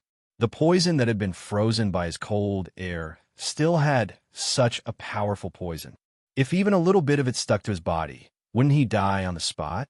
Yi Fan thought as he mobilized the spiritual energy in his energy reserve to set up a spiritual energy shield around his body.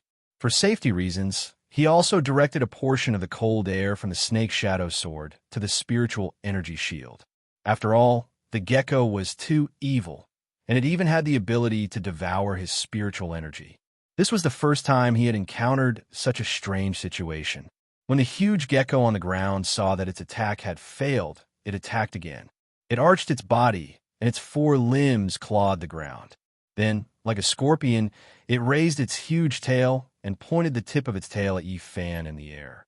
What was this beast trying to do? Yi Fan, who was in the air, frowned. Although he already had a lot of combat experience, this was the first time he was fighting a monster spirit.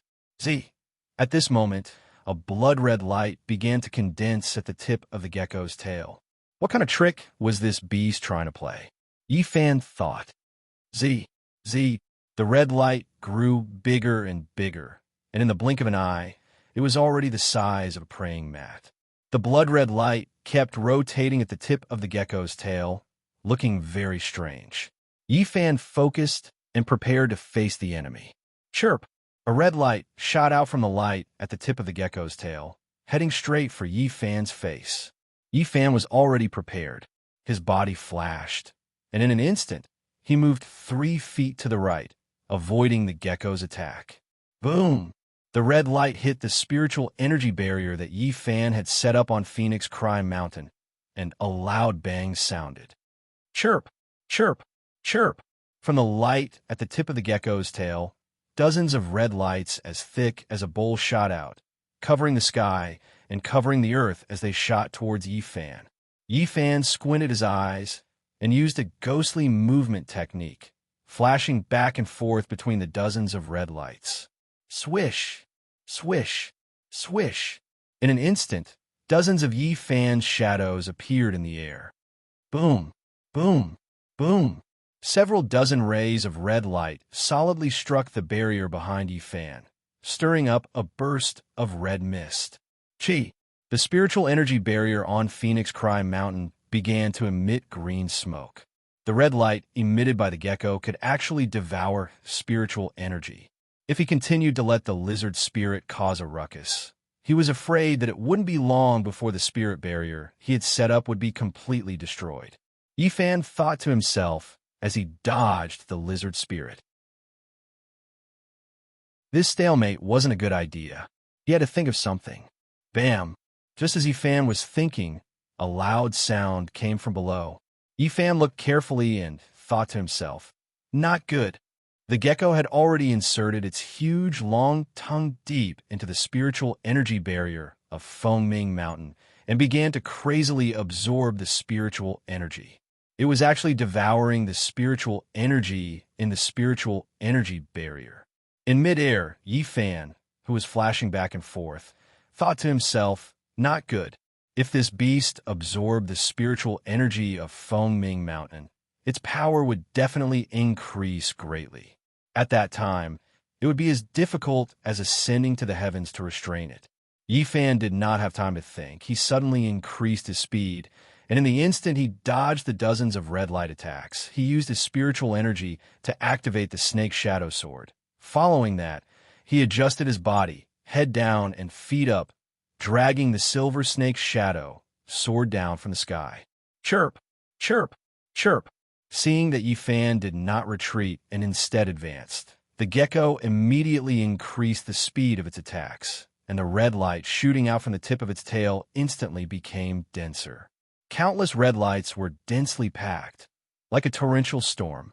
At the same time, the huge tongue began to devour the spiritual energy even more crazily. In midair, Yi Fan, who was falling at high speed, dodged left and right amidst the countless red lights, shuttling back and forth, and in the blink of an eye, he was less than 10 feet away from the gecko on the ground. Now is the time, Yi Fan thought as he swung his sword in the air. Shwa! A silver arc struck straight towards the gecko's huge head.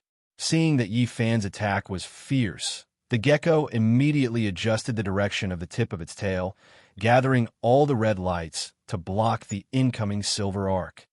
Chirp, chirp, chirp. The red lights were densely packed.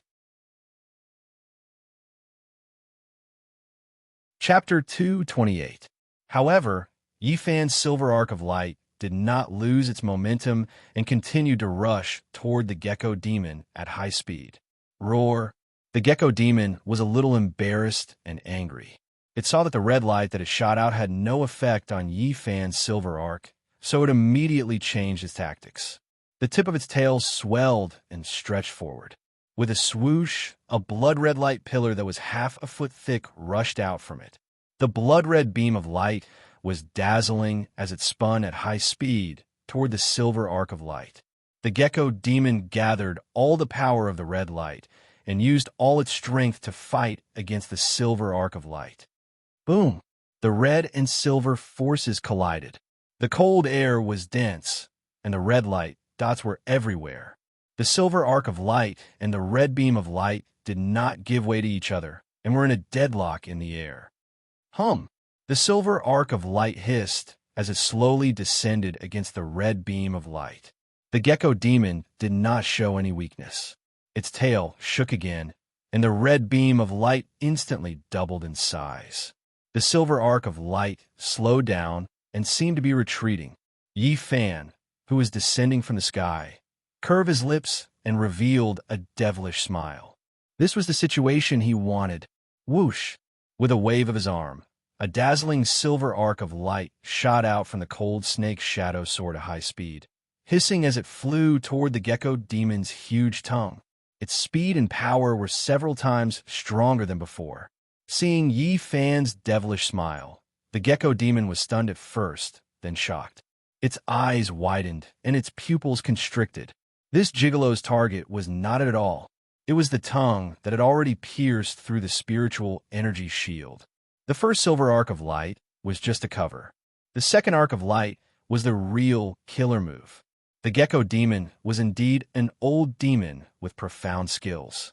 At the critical moment, it was calm and collected. After understanding Yi Fan's true intentions, it immediately came up with a response. It was very simple. It just had to withdraw its tongue from the spiritual energy shield, and everything would be fine. Unfortunately, the gecko spirit had never expected that the spiritual chi it was absorbing was Yi Fan's.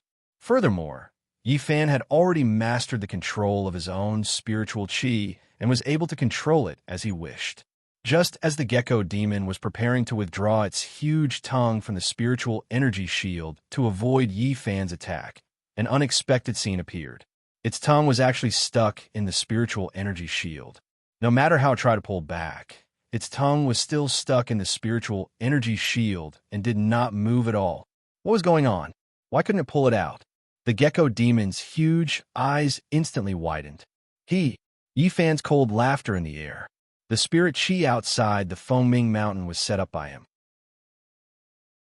Since it was his own spirit chi, it would naturally listen to his instructions. In fact, when the gecko demon was crazily absorbing the spiritual energy in the barrier, Yi Fan had already thought of this countermeasure. He first pretended to attack the gecko demon from the front. When the gecko demon completely focused on resisting his first wave of cold air, he secretly adjusted the density of the spiritual energy in the barrier and compressed the spiritual energy in Fengming Mountain's barrier in an instant, tightly blocking the gecko demon's huge tongue. On the other hand, the lizard demon was busy dealing with Yi Fan's first attack. It did not expect Yi Fan to use such a trick, pretending to be someone else's first attack. By the time it understood, it was already too late. Chi. In a hurry, the gecko demon immediately used its long tongue to suck in the spiritual energy in the barrier, wanting to loosen the spiritual energy that was pressing down on its tongue so that it could pull out its tongue. Who would have thought that no matter how hard it sucked, the spiritual energy in the barrier would continue to block its long tongue? After one wave of sucking, another wave would continue, without any signs of loosening. Swish! Yi Fan's cold silver arc was extremely fast, arriving in the blink of an eye. Swish! The silver arc of light, as thick as a bowl, instantly pierced through the gecko demon's huge red tongue. Elo! Following the gecko demon's miserable cry, the huge tongue that was more than 100 feet long was immediately cut in half. Black and red blood instantly burst out, and blood flowed like a stream. Half of the tongue that was stuck in the spiritual energy shield and cut off by Yi Fan crazily twisted and twitched. For a moment, the sky was filled with drops of blood, falling like rain. Under the pain of the gecko demon, it immediately pulled the remaining tongue into its mouth. The huge wound caused it to howl in pain, and its thick limbs continuously turned over the gravel on the ground. In the blink of an eye, dust and gravel flew everywhere. Yi Fan, who was in midair, chuckled and released the barrier's spiritual energy. Pada! As soon as the barrier's spiritual energy loosened, the 30-foot-long tongue that was stuck inside immediately fell to the ground, rolling and twisting nonstop. Looking at the gecko demon again, seeing that half of its tongue had fallen in front of it, it immediately stretched out its injured tongue from its mouth and extended it towards that half of its tongue. Why? You can't bear to part with it? Yi Fan, who was in midair, laughed. Could it be that you want to eat your own flesh? The next scene made Yi Fan unable to laugh anymore. Countless blood-red tendrils suddenly extended from the tip of the gecko demon's huge tongue, and the remaining half of its tongue was the same. Large clumps of blood-red tendrils also extended from the inside. After the two clumps of tendrils met, they continuously twisted and extended, and then slowly intertwined together. In the blink of an eye, the two huge tongues that were originally still in two parts instantly joined together, and it was as good as new. This scene shocked Yi Fan so much that his jaw almost dislocated. This works. The tongue that I spent so much effort to cut off just grew back just like that. Swish! After the two long tongues were joined together, the gecko demon shook its tongue in the air and swung it around, as if it was checking whether the wound was completely healed. How to fight this battle? There's no way to fight. Yifan thought to himself as he looked at the huge, blood-red tongue swinging around in the air. Guji. Just as Yifan was thinking about how to deal with this beast, the gecko demon's long tongue below him started to change. The countless tendrils at the tip of the long tongue began to move slowly, and in a short while, they formed the appearance of a human face made of tendrils. This face had a mouth, a nose, and complete facial features. It was none other than Enchantation. "You are the first person who can hurt me," the face made of tendrils said. Its voice was as if several people were speaking at the same time, and it sounded like there were several people speaking at the same time. Looking at the disgusting face made of tendrils, Yifan immediately averted his gaze. He was afraid that he would be so disgusted that he would vomit. "Your gecko face is enough to make me sick." Yifan covered his mouth and nose with his arm and said, "I didn't expect you to have something even more disgusting." You dare to make fun of me?" The tendrils said angrily. "I'm not making fun of you. I'm telling the truth." As Yifan spoke, he glanced at the spikes and immediately turned his head away. The spikes made Yifan's scalp tingle and goosebumps appear all over his body. "How dare you?" Seeing that Yifan had insulted him, the flesh spike face immediately flew into a rage out of humiliation, and his eyes widened. Bang! With a thud, the fleshy spines on the tip of the tongue first stood upright, then detached themselves from the human face and flew towards Yifan from all directions. Chapter 229. Ugh! Yifan was disgusted by the scene in front of him. He felt his scalp go numb as goosebumps appeared all over his body. He had never felt so disgusted before. In a moment of desperation, Yifan instinctively activated the snake shadow sword in his hand and waved it at the countless flesh spikes that were coming at him like a storm. Then, he turned around and used his movement skill to fly into the sky as if he was fleeing for his life. Although the cold air from the snake shadow sword blocked a portion of the flesh spikes, there were tens of thousands of flesh spikes attacking him. Furthermore, Yifan's attack was done instinctively, so it did not have much power. Blurred, Yifan could not help but turn his head to look behind him as he executed his movement skill. Just one look was enough to cause his stomach to churn, and he spat out a mouthful of acid. Thinking about it, no one would be able to endure being chased by countless stinky and disgusting chunks of flesh. Yifan's vomiting made him panic, and his body immediately slowed down. The countless flesh spikes behind him caught up in an instant. The first few flesh spikes were less than 3 feet away from Yifan's feet. Ugh! Once the rain of thorns got closer, the stench of blood immediately entered Yifan's nose. Yifan's 5 senses were extremely sensitive. Yifan vomited again. "Ha ha!" The flesh spike's face laughed out loud. If it had known that it would be so easy to deal with Yifan, it would not have had to suffer the pain of having its tongue cut off. Just as the flesh spikes were about to hit Yifan's feet, a delicate voice shouted, "Get out of the way." It was Fujiwara no Chiko's voice. When Yifan heard the voice of his beloved wife, Fujiwara no Chiko, he did not think much of it and immediately changed his position and dodged to the side. Whoosh! Just as Yifan dodged, an orange flame arc came down from the sky. In the blink of an eye, it rushed towards the flesh spikes that filled the sky. Chi! After the flesh spikes rushed into the flames, they were first burned with a sizzling sound. Then, with a bang, they burst into flames. In the blink of an eye, the tens of thousands of flesh spikes turned into ashes and disappeared. A meaty aroma immediately filled the air. An illusory figure descended from the sky and arrived in front of Yifan. This person was none other than Fujiwara no Chiko. She waited in the cave for a long time, but did not see Yifan come back. She also heard the rumbling sounds. She was anxious and worried about Yifan's safety, so she carried her scabbard and went to the cave entrance. She first opened a small gap in the stone door and stuck her head out to look down. What she saw made her heart jump in fright. Her beautiful face turned pale. What was fighting with Yi Fan was actually a giant lizard. Although Fujiwara no Chiko was somewhat shocked, she quickly calmed down.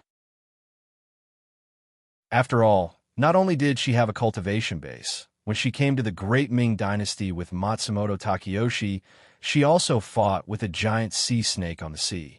In the process of watching the battle, Fujiwara no Chiko saw that the two halves of the tongue that Yi Fan had cut off could be restored to their original state. She was shocked. This lizard spirit had cultivated for many years. It was full of evil energy. Ordinary methods of attack were not effective at all. What should she do? Fujiwara no Chiko watched the battle as she racked her brains. That's it. As the saying goes, fire and water are merciless. Isn't there a distant fire sword in this cave? As the saying goes, even immortals are afraid of smoke. Under the heavens, which living creature is not afraid of fire? Right? I'll use this method. Fujiwara no Chiko thought as she once again returned to the cave. She took out the distant fire sword that was hidden in the stone box. Ever since Yi Fan took the distant fire sword from Hattori Chinxion, it had been placed in the Lingyun cave. Because Yi Fan was used to using the snake shadow sword since he was young, and because the snake shadow sword blade was soft and could be easily wrapped around his waist, Yi Fan had never touched the distant fire sword. Instead, he sealed it in the stone box in the secret room. When Fujiwara no Chiko returned to the cave entrance, she heard Yi Fan's screams. She looked down and was also disgusted by the scene in front of her. One must know that geckos are poisonous. This gecko spirit was clearly a venomous creature that had cultivated for many years. Furthermore, Yi Fan was wearing the flawless robe. Without the protection of the flawless robe, the moment these poisonous thorns touched Yi Fan, it would not be a joke. Seeing that Yi Fan was about to suffer, Fujiwara no Chiko did not have time to think. With a schwa sound, she pulled out the distant fire sword in her hand. The distant fire sword was unsheathed. With a clang, a red light flashed and heat rose. Fujiwara no Chiko used her true chi to activate the distant fire sword. Under the activation of her true chi, the distant fire sword hummed softly. Immediately, the red light around it intensified, and the heat wave was oppressive. Quickly dodge. Fujiwara no Chiko reminded Yi Fan to dodge, as she quickly swung the distant fire sword in her hand down. The distant fire sword was a peerless divine weapon. Its power was not below that of the snake shadow. With just one move, Fujiwara no Chiko burned all the thorns that the gecko spirit shot out. Seeing Fujiwara no Chiko fall from the sky, Yi Fan, who was vomiting dizzily, quickly reached out to support Fujiwara no Chiko. At the same time, he separated a portion of his spiritual chi to support Fujiwara no Chiko. Are you okay? Fujiwara no Chiko asked Yi Fan with concern. I'm fine. Vomit, Yi Fan said as he bent over and vomited again. You're vomiting like this, and you still say you're fine. Fujiwara no Chiko patted Yi Fan's back. Why are you here? Yi Fan's face was pale from vomiting. He opened his mouth and said to Fujiwara no Chiko, "Didn't I tell you to stay inside and not come out? I'm just worried about you." Fujiwara no Chiko said as she took out a white handkerchief from her pocket and wiped the corner of Yi Fan's mouth. "Hurry up and go back." Yi Fan took the handkerchief from Fujiwara no Chiko and wiped it himself. "Close the cave door and stay inside." "I won't," Fujiwara no Chiko said. "I want to deal with this demon with you." "Oh my God, please don't make trouble for me. I'll have to take care of you when the time comes," Yi Fan said. "This beast is not so easy to deal with. When we get back, it'll spit out all over your body." At the mention of the thorns, Yi Fan's stomach began to churn. "Can you do it in your current state?" It's fine. Yi Fan waved his hand at Fujiwara no Chiko and said, "Hurry up and go back. Be good." He was not at ease with Fujiwara no Chiko staying outside. "Okay, then be careful," Fujiwara no Chiko said as she handed the sheathed, fleeting fire sword to Yi Fan. "This is for you." Yi Fan was right. Although her cultivation was not low, she did not know how to fly. If she stayed here, she would only distract Yi Fan. "Wait for me in the cave," Yi Fan said as he took the fleeting fire sword. Then, he grabbed Fujiwara no Chico's hand and pulled it up. Fujiwara no Chico used the force to fly into the air and back to the Lingyun cave. Chapter 230. You're quite lucky, kid. You actually have such a beauty to accompany you, the human face on the tip of the tongue said. If I could hug this beauty to sleep, TSK tisk. The human face made of flesh revealed a perverted expression. It's a pity that I don't know female gecko spirits. Otherwise, I could introduce one to a beast like you. As Ifan spoke, he held his sword upside down and used the handkerchief that Fujiwara no Chico had given him to cover his mouth and nose. The handkerchief still had Fujiwara no Chico's body fragrance. When the fragrance entered his nose, Yifan, who was still faintly nauseous, suddenly felt much better. The human face on the tip of the tongue laughed and said, "After I take your life, I'll first absorb all the spiritual energy here. Then, with this beauty, beasts will always be beasts." Yifan, who was in midair, laughed. "You're already at death's door, yet you're still dreaming. Whether it's a dream or not, we'll know soon enough." He. The human face on flesh laughed eerily and gradually disappeared. The huge tongue then suddenly rolled back and retracted into the bloody mouth. Yifan, who was in midair, held leaf fire in his left hand and snake shadow in his right. He calmly floated in the air and coldly looked at the gecko spirit on the ground. He knew that the gecko spirit was proficient in sorcery, so he didn't attack rashly. He wanted to find the beast's weakness first, then think of a way to defeat it in one move. Boom, boom, boom, boom. 4 loud sounds were heard. The gecko spirit on the ground stared with a pair of huge, cold eyes, and its thick limbs sank deep into the soil. Then, it stuck its body close to the ground and aimed its huge tail at Yifan in the air again. Buzz! The gecko spirit's tightly shut mouth made a crisp sound. Then, a faint red light shone out from its bloody mouth. Yifan, who was floating in midair, frowned slightly. What kind of trick was this gecko spirit trying to play? Buzz! The red light in the gecko spirit's mouth became brighter and brighter. Its huge head had turned completely red. Even its huge grayish-brown eyes had begun to turn blood red. What a strong, killing intent. Yifan thought that this gecko spirit was probably going to use a killing move. Boom! Just as Yifan was fully focused on the gecko demon on the ground opened its mouth wide. In an instant, tens of thousands of dazzling red light beams, as thick as fingers, shot out from its bloody mouth. It was this red light again. Yifan was relieved. This red light couldn't do anything to him. Shwa! Tens of thousands of red beams of light shot out in all directions. They were not aimed at Yifan at all. Instead, they shot towards Yifan from all directions. Surprisingly, not a single beam of light hit Yifan. What was he doing? Missed? Yifan, who was in midair, began to wonder. Shwa! Just as Yifan was feeling puzzled, the 10,000 beams of red light instantly merged together, forming a gigantic light pillar that was a foot thick. Yifan's heart skipped a beat. What a clever move.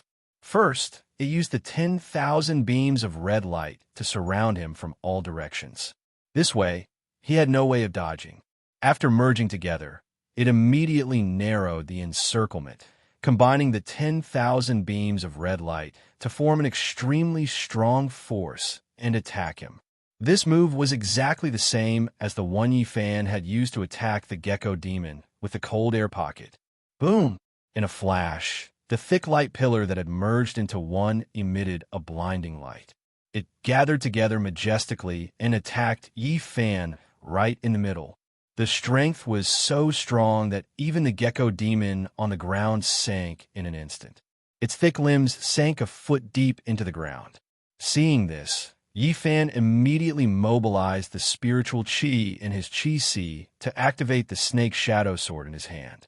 The snake shadow sword hummed softly and emitted a bright silver light. Boom! Under the activation of Yifan's pure spiritual chi, the radiant snake shadow sword caught the thick beam of light shot out by the gecko demon. Sizzle, sizzle, sizzle. The silver light was resplendent and the red light was intense. Both sides were beginning to expend energy. Just as they were in a stalemate, the lizard demon on the ground made its move again.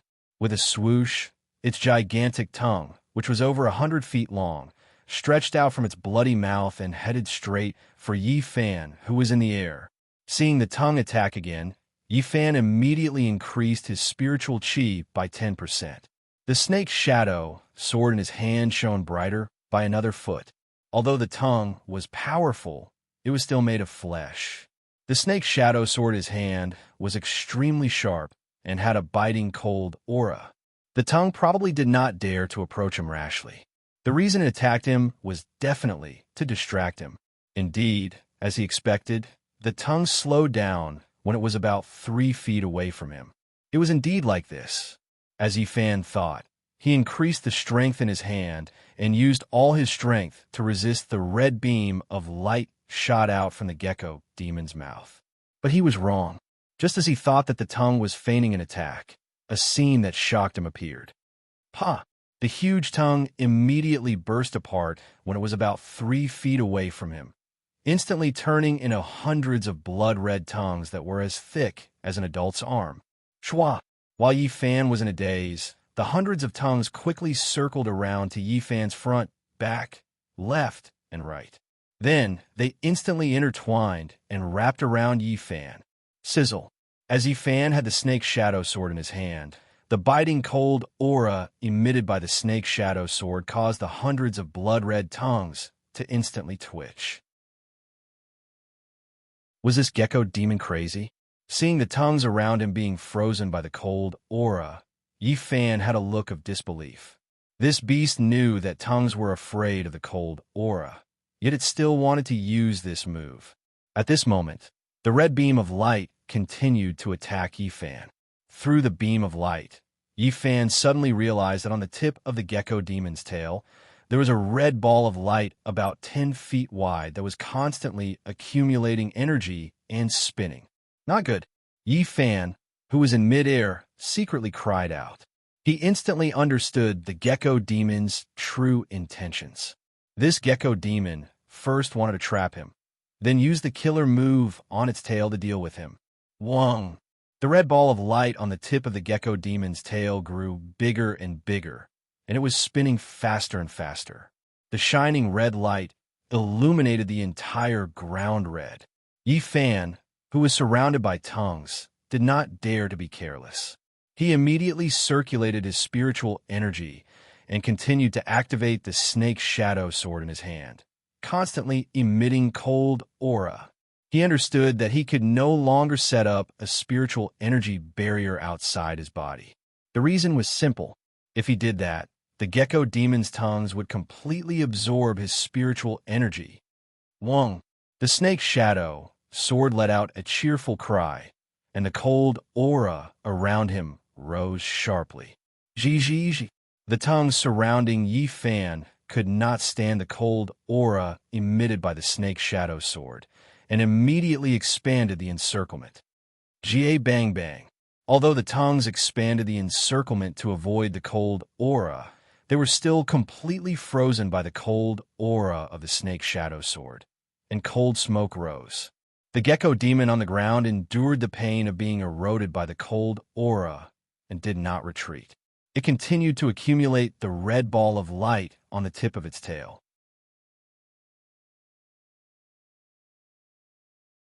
Chapter 231. What a good gecko spirit. Yi Fan, who was in midair, sighed in his heart. This beast would rather endure such great pain to trap him. He had trapped him for no other reason than to completely defeat him with a single move. The strength at the tip of this beast's tail was extraordinary. This beast must have forcefully activated its inner core and used a killing move. Without the flawless robe on him, he couldn't set up a spirit barrier to protect himself. If he was really hit by this strength, it wouldn't be a joke. Could it be that he had to unseal the frost dragon to deal with this gecko spirit? Yi Fan thought. Unsealing the frost dragon was his ultimate move, but it was also his trump card. As a killing move, he didn't want to use it lightly.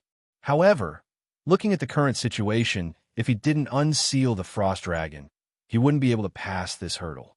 Yi Fan was a little hesitant. While he was hesitating, Yi Fan's gaze fell on the Everfire sword in his hand. Yi Fan's eyes lit up. Ever since this Everfire sword was in his hands, he had never used it. Although he had seen the power of Hattori Chinxiong, he had never tried using spiritual energy to activate this Everfire sword. He had heard from Brother Kim that the Everfire sword and the Frost Dragon sword were mutually reinforcing and counteracting. Its power was not below the Frost Dragon sword. Since this Everfire sword wasn't sealed like the Frost Dragon sword, if he activated it to the extreme, there would be an unexpected effect. Thinking of this, Yi Fan immediately freed his left hand and pulled out the Everfire sword from its scabbard. Clang! The roar of a tiger and a dragon sounded. Red light. A dazzling red light. The imposing Everfire sword was unsheathed. After the Everfire sword was unsheathed, the scabbard seemed to have a mind of its own and actually floated slowly in the air. What a peerless divine weapon. Yi Fan sighed in his heart. This Everfire sword was 3 feet long, surrounded by a red light. On the sword, a 5-clawed fire dragon with glaring eyes and surrounded by flames faintly appeared. What's going on? Yi Fan exclaimed in his heart. The dragon on the departing fire sword had actually turned into a fire dragon. When he fought Hattori Chinxiong at the ancestral mansion, he did not see the fire dragon pattern on the leaf fire sword. He remembered very clearly that at that time, the everlasting fire sword only had a fire dragon card on the scabbard and a dragon head card on the hilt. The dragon head's mouth contained a fiery red dragon pearl. After the sword was sheathed, the dragon head and the dragon body merged into one. When Hattori Qiangxiu's sword was unsheathed, there was indeed a faint dragon tattoo on the blade. Red light covered it, but there was only a dragon tattoo. There was no flame on it. Could it be? Could it be that his eyes were playing tricks on him? Yi Fan thought to himself, who cares? The most important thing now was to focus on dealing with the enemy. As soon as the departing fire sword was unsheathed, a terrifying heat wave immediately spread out in all directions. The cold chi of the cold dragon sword in Yi Fan's right hand was immediately offset by the surging heat wave emitted by the departing fire sword. Hua! The tongues surrounding Yi Fan felt the increase in temperature and were no longer as cold. They immediately coiled around each other and surrounded him again. Yi Fan saw that the 2 divine weapons in his hands were about to cancel each other out. He immediately withdrew the spiritual energy from the snake shadow sword and placed it back into his waist. At the same time, he used his spiritual energy to activate the departing fire sword in his left hand and blocked the huge red light beam from the gecko demon. Ever since he obtained the departing fire sword, this was the first time he used it. He was used to using his spiritual energy to activate the snake shadow sword, so he habitually used 30% of his spiritual energy from start. Wong. After the departing fire sword was activated by Yi Fan's spiritual energy, it let out a long cry. Then, the red light became brighter, and the sword's tip increased dramatically. The bright red light was so bright that even Yi Fan had to squint his eyes. Boom! The departing fire sword blocked the gecko demon's red light beam. Chi! Zhi! Green smoke filled the air. The tongues that had just closed in were immediately scalded by the heat emitted by the departing fire sword. A burnt smell immediately spread in all directions. What a strong sword chi! Yi Fan knew that the departing fire sword was not ordinary, but he did not expect that under the activation of his spiritual energy, it would have such an intimidating aura. Good. Today, I want to see how powerful this departing fire sword is under the activation of my spiritual energy. With a single thought, Yi Fan's will and chi arrived. The pure spiritual energy in his energy reserve instantly went berserk. It surged violently through Yi Fan's 8 extraordinary meridians and flowed through his entire body at high speed. Then, it began to gather in Yi Fan's palm and directly rushed into the Everflame sword in his hand. Following the activation of Yi Fan's tyrannical spiritual energy, The dragon pearl in the mouth of the dragon head on the departing fire sword's hilt suddenly emitted a dazzling red light. With a bang, a golden flame suddenly rose from the blazing red dragon pearl, and the golden light dazzled. Who? The golden flame quickly spread across the dragon pattern on the sword. In the blink of an eye, a blazing golden flame dragon coiled around the departing fire sword. Good treasure, Yi Fan excitedly blurted out. He did not expect that the departing fire sword would have such an intimidating aura. One must know that he had only used 50% of his spiritual energy. Zhi. Among the tongues, the innermost layer had already begun to burn and was instantly roasted into dark red jerky by the departing fire sword's heat. Zizi. The red light on the tip of the gecko's tail had already reached 30 feet and was making a sizzling sound. It resisted the piercing pain and did not let go of the tongues, allowing its tongue to be roasted by the flames.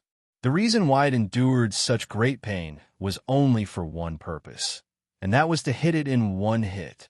What strong power!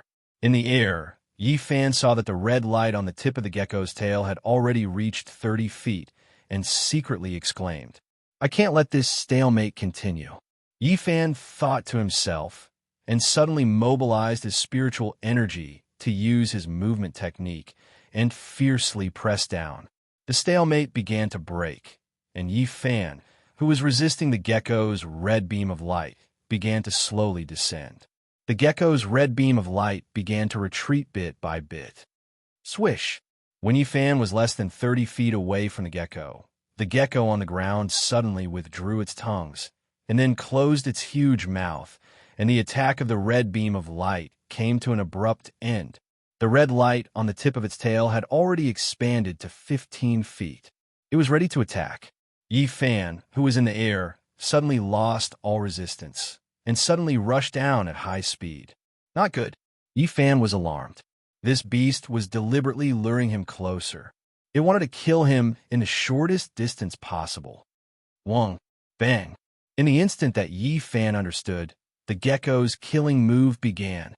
The explosively flashing red ball of light at the end of its tail quickly left the tip of its tail. Like a meteor, it shot towards Yi Fan, who was less than 15 meters away from the ground, dragging a long tail behind it. The speed and strength of the attack seemed to be completely torn apart. Hissing sounds. Yi Fan, who was falling from the air, had no time to dodge. The distance between him and the gecko was only 15 feet, and with the addition of the fact that they were moving in opposite directions, the gecko's light ball could reach him in the blink of an eye. Li Hua, this time it's up to you. Yi Fan thought to himself. His figure did not change. Using the Li fire sword in his hand, which was flashing with red light and raging flames, he suddenly slashed at the huge ball of light that the lizard spirit had arrived at in an instant.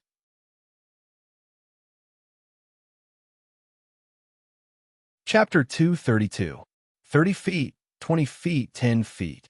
The majestic, red, flaming dragon and the dazzling red light ball met in an instant. Boom! The earth trembled and the shock wave dispersed. Red light splashed everywhere, and raging flames rose.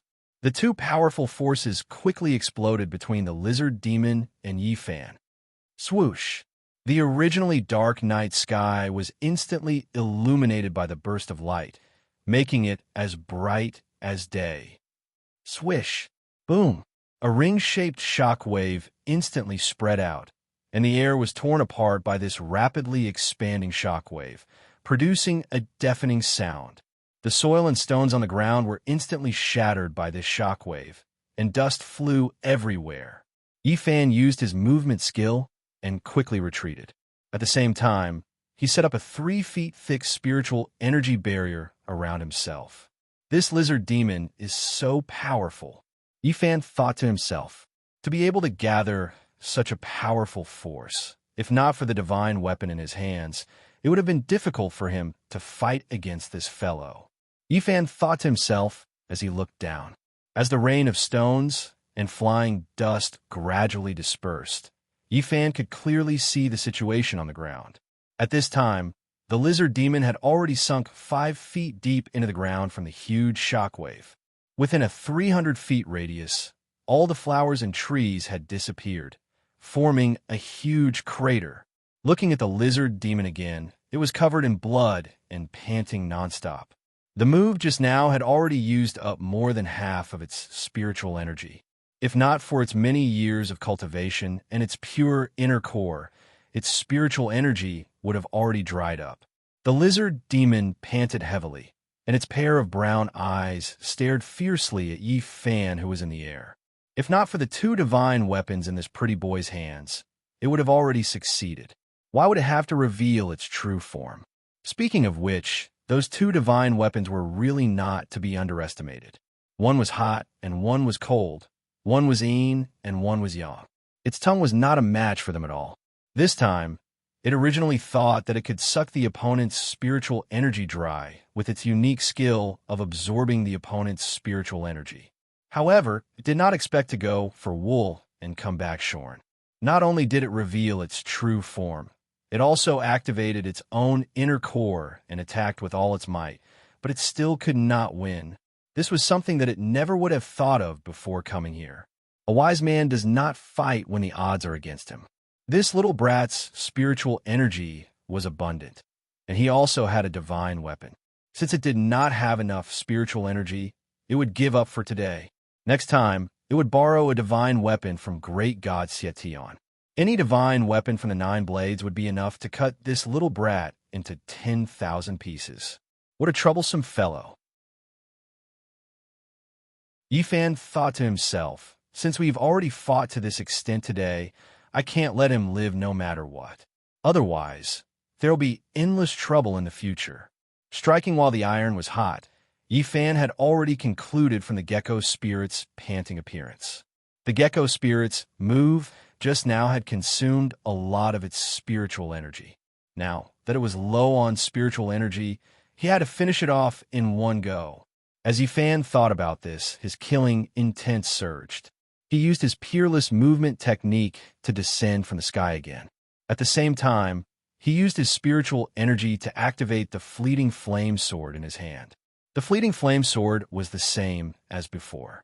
It shone with a bright red light, and a dragon-shaped flame wrapped around it. This time, I'll turn you into a roasted gecko.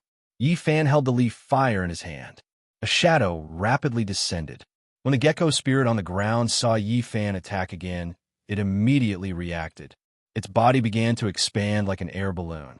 In the blink of an eye, it had expanded to 4 or 5 times its original size. It was like a small mountain. Yifan did not slow down and continued to dive downwards. Just when Yifan was less than 300 feet away from the gecko spirit, he saw a scene that made him feel 10 times more disgusted than before. However, as the body of the gecko demon continued to expand, countless fist-sized meat blisters rapidly bulged on the surface of its bumpy skin. There seemed to be living things in the meat blisters, constantly twisting and writhing. Yifan's stomach began to churn again. Guji, Guji. As the fleshy blisters on the gecko spirit's body grew bigger and bigger, the skin of the blisters became thinner and more transparent. In the countless fleshy blisters, thousands of small geckos with blood-red eyes were constantly waving their limbs, ready to break out at any time. Ugh! This scene made Yifan's scalp tingle, and he faintly felt nauseous. Just when he was preparing to use his spiritual energy to suppress the churning in his stomach, countless crisp sounds of explosions rang out. All the fleshy blisters on the gecko spirit's body burst open at the same time. Pus splattered everywhere. Countless small, fist-sized geckos with brown bodies and red eyes burst out from the gecko spirit's body. Guji, Guji. As soon as the dense group of geckos left the gecko spirit's body, they immediately used the force of the bursting fleshy blisters to stomp on the ground and pounce towards Yifan, who was falling from the sky. In a moment, the group of geckos covered the sky and covered the earth. Pus splattered everywhere, and the stench assailed the nostrils. This scene caused Yifan, who was in midair, to be completely dumbfounded. He forcefully used his spiritual energy to suppress his churning stomach and swung the flaming sword in his hand, which was ready to be used, at the black mass of geckos that were pouncing towards him.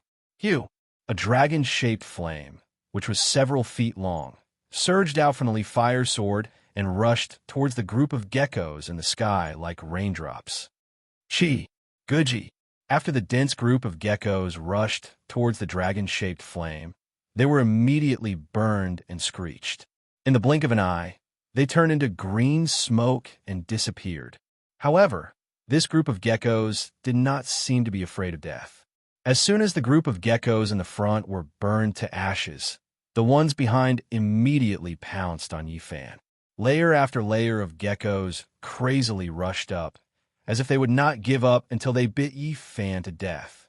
Yifan, who was in midair, saw that the group of geckos were actually not afraid of death and became furious. I'm not even afraid of the big ones. Why would I be afraid of you little bastards? As Yifan thought about this, he once again activated his spiritual energy and used the radiant leaf fire sword in his hand to slash twice at the group of geckos that were rushing up dauntlessly. This time, Yifan was ruthless. These two slashes had 10% more spiritual energy than before. This gecko spirit knew his weakness of being easily disgusted and used these kinds of despicable methods one after another, which made him very angry. Swish! Swish! After slashing twice, two dragon-shaped flames with their heads raised and tails wagging rushed out one after the other. It was different from before. The previous dragon-shaped flame was more than 100 feet long, but this time, the fire dragons were more than 20 feet long. The two dragon-shaped flames that were steaming with raging flames rushed towards the group of geckos that were constantly screaming and rushing up like a storm. Guji. When Yifan's two dragons came out together, the group of geckos immediately let out horrifying screams, following which their bodies were covered in flames and rained down. In an instant, it was as if the sky was raining fire. The air was filled with an unpleasant burnt smell. Boo! Yifan, who was in midair, looked at the dead geckos that were falling down like rain and spat out the breath that he had been holding in his chest. During the battle, just now, he was afraid that he would vomit, so he had been holding his breath. His body slowly rose more than 100 feet. The air at high altitudes was fresher, and he needed fresh air.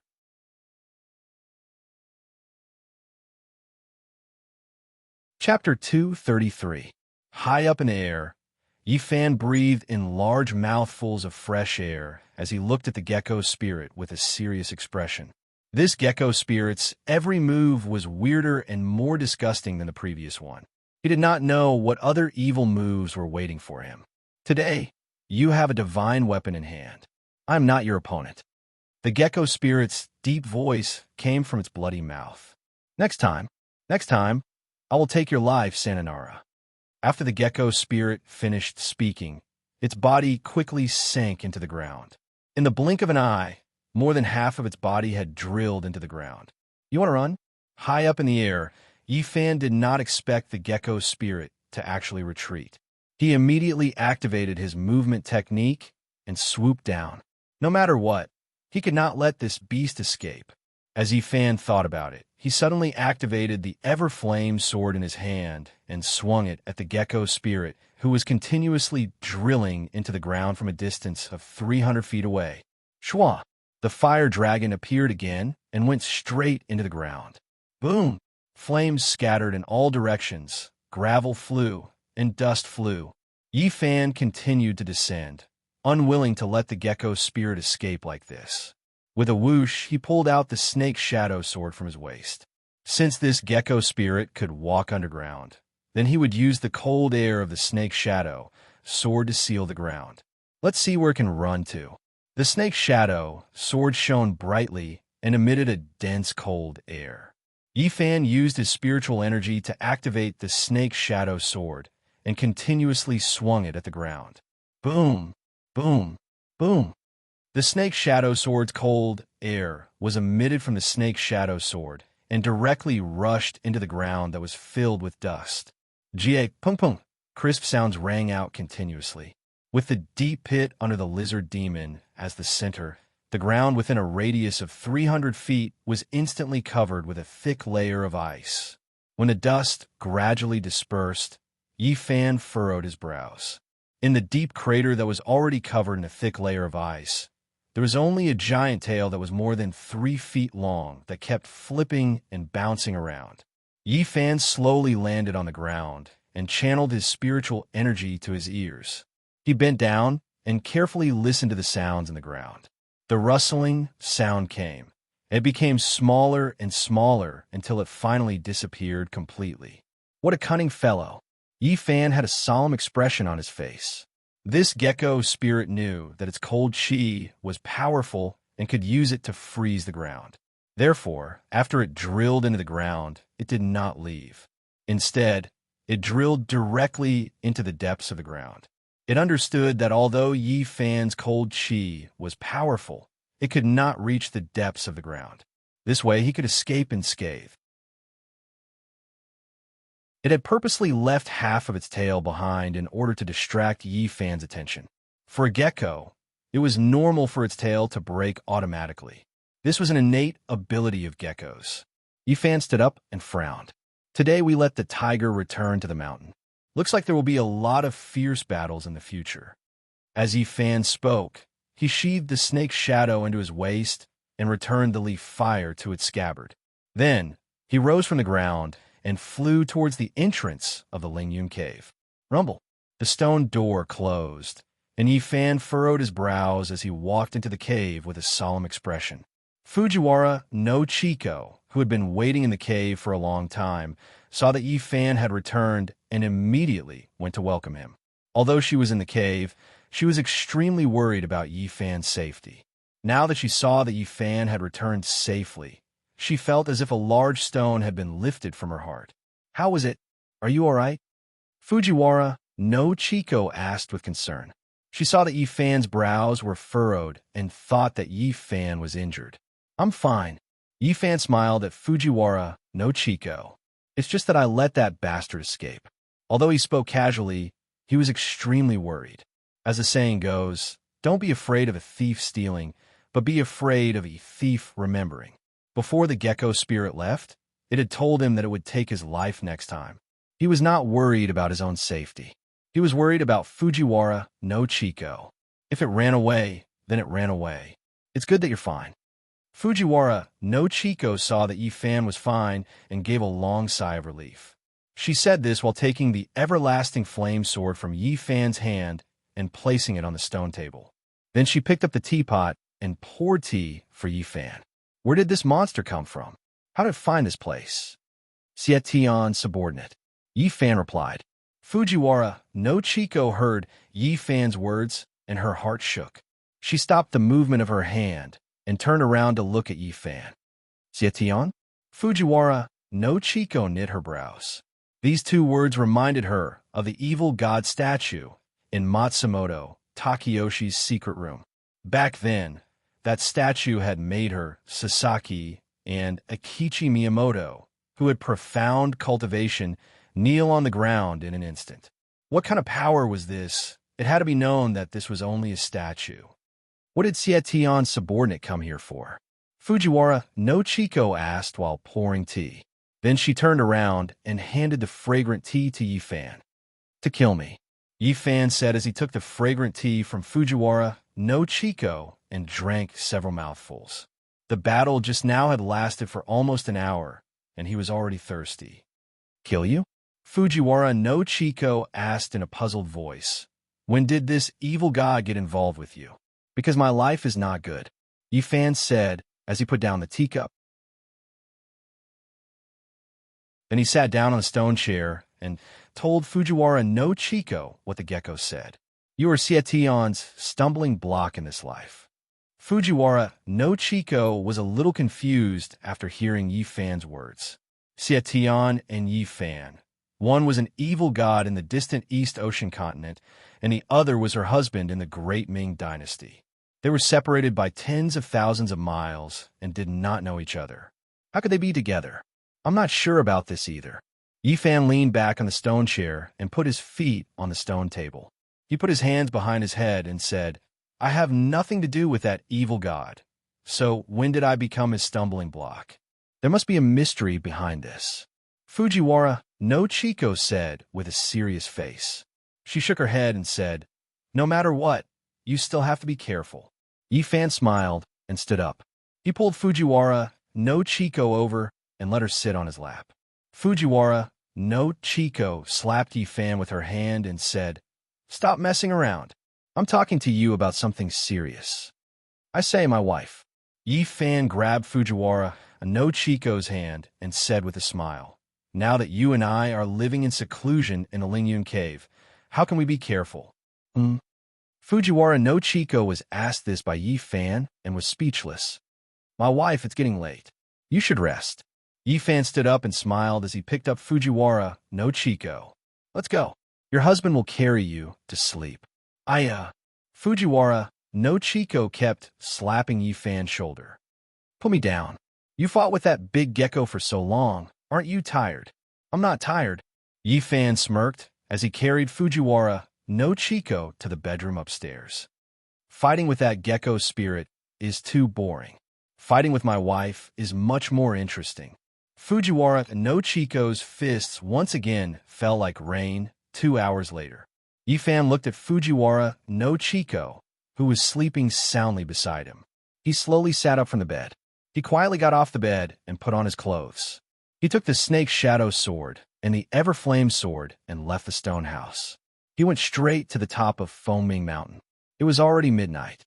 Mingyu was hanging high above Foaming Mountain, and the stars were shining brightly. Yi Fan was not in the mood to enjoy the beautiful scenery. He sat down on the empty ground and thought hard.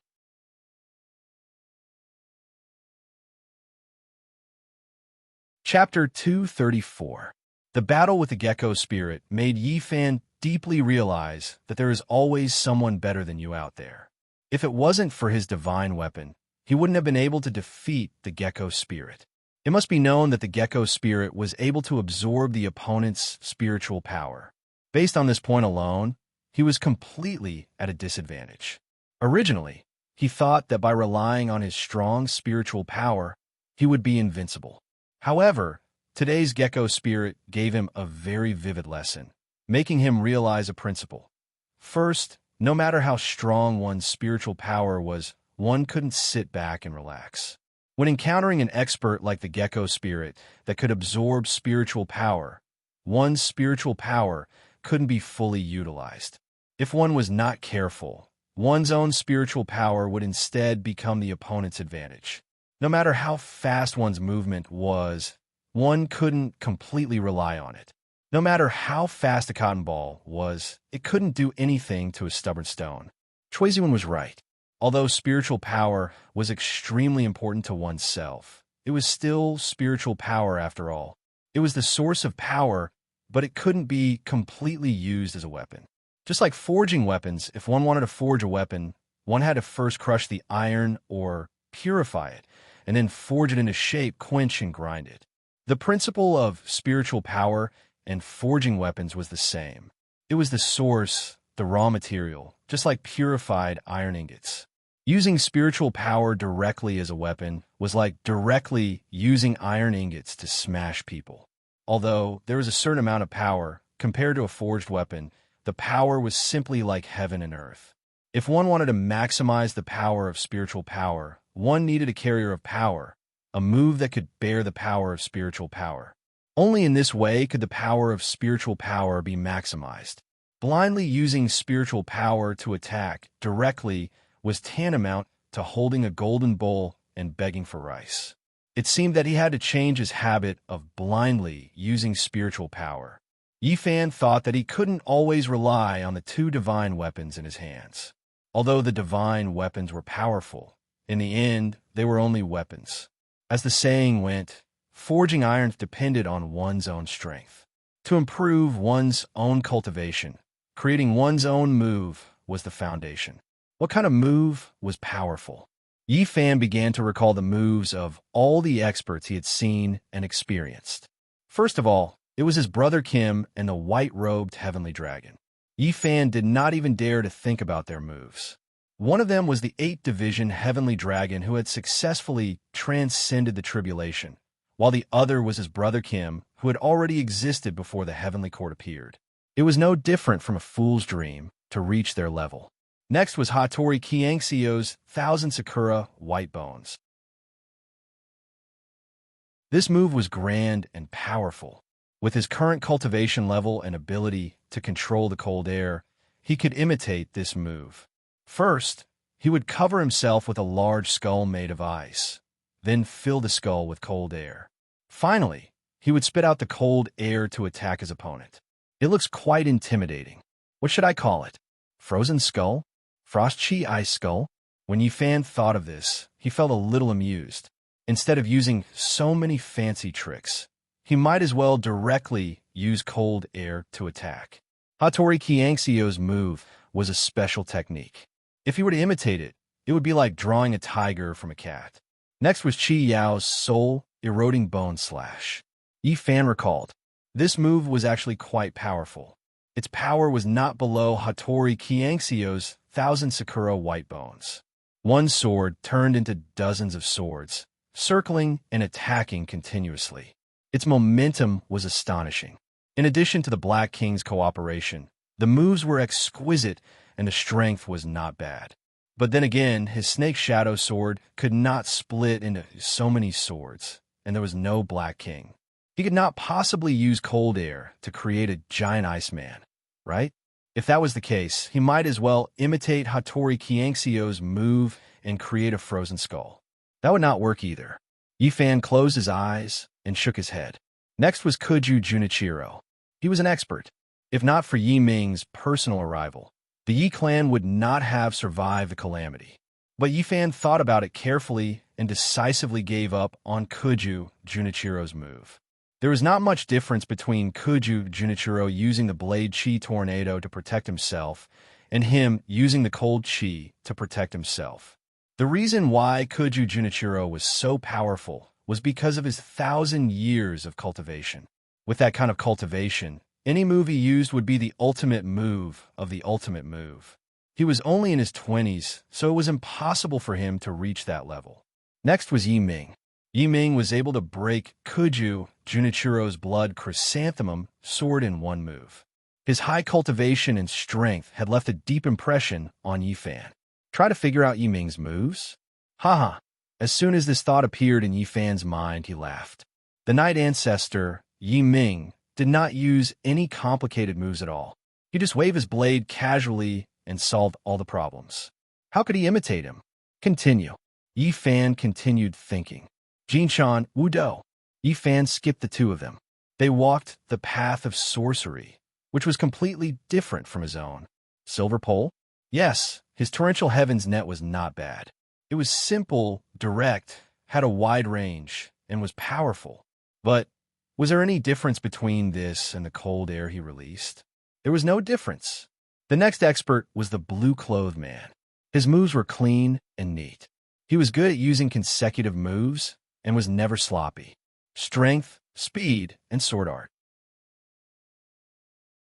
The three of them complemented each other perfectly, especially his consecutive moves. Each move was faster than the last and stronger than the last. It was impossible to guard against.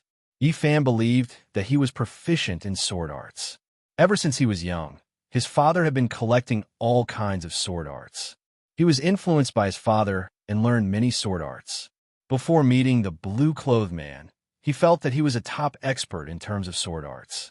However, after meeting the Blue-Clothed Man, he realized that he was wrong. In front of the Blue-Clothed Man, his sword arts, which he thought were superb, were not worth mentioning. In fact, it was not only him. Compared to the East Camp's sword arts, the sword arts of the Central Plains had a disadvantage. They were more flowery. Many of the feints were pleasing to the eye, but useless. The Japanese's sword arts were different. Their sword arts were very practical. There were not so many flowery moves. The sword arts were swift and fierce. They were fast, accurate, and ruthless. If it was combined with movement and special techniques, its power would be greatly increased. Yifan learned a lot from the blue-clothed man. The consistency of the moves, the practicality of the movement, and the decisiveness of the actions. Yifan kept all these in mind, regardless of friend or foe. As long as it was a good point, he had to learn humbly. After the blue-clothed man, it was Cui Ziwen's turn. Like Yi Ming, Cui Ziwen's cultivation was so high that he could not imagine it. When he was at his peak, Cui Ziwen only used a gold coin to send him flying. When the ice dragon was unsealed and he absorbed the spiritual power of the blood phoenix, Cui Ziwen resolved all his moves with one move. What kind of cultivation did he have to be to do that?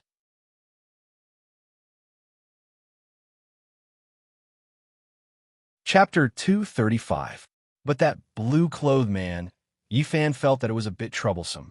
Not only could this person break his dozens of feet-high spiritual energy wall with a single palm, his cultivation was also very high. His movement technique did not lose to his own, and he could even block the mysterious heaven palm that he had comprehended from the mysterious heaven secret manual. Even though Yifan had not used his full strength back then, he could sense that the man in green seemed to be hiding his true strength as well. As for why he had done so, Yifan did not know. Back then, he had only wanted to save his beloved wife and did not think too much about anything else.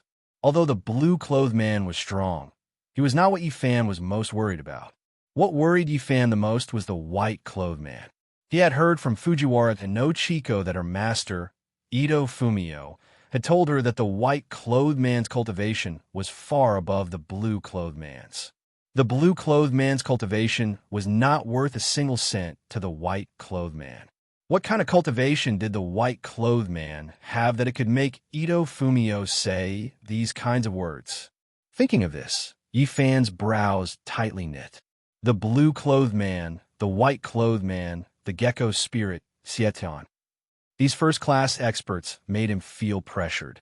Adding in his senior sister Kwang Hua and brother White Tiger's word about his wife Fujiwara no Chiko's calamity, Yifan's heart was anxious and he opened his eyes. Yifan thought to himself, "It's urgent to increase my cultivation." He had seriously studied the second layer of the mysterious heaven secret manual's Qi refining technique. The second layer of the cultivation technique was at least 10 times stronger than the first layer, and the risks that came with it would naturally increase by several times. But at this time, he could not blindly cultivate like before. When he forcefully cultivated the first layer, it was already considered lucky that he did not suffer from cultivation deviation. According to the manual, after cultivating the first layer, he needed to continue cultivating. After cultivating for 3 years, when the liquid spiritual energy in his Qi Si was completely filled, he could then continue cultivating the second layer. Although the spiritual energy in his Qi Si was completely filled, it was still in a half-gaseous and half-liquid state, completely chaotic. According to the normal speed, he still needed 3 years, but time waits for no one. He urgently needed strength now. Only with strong strength could he protect his beloved woman. What to do? Xiantian's secret would not be able to continue cultivating for a short period of time.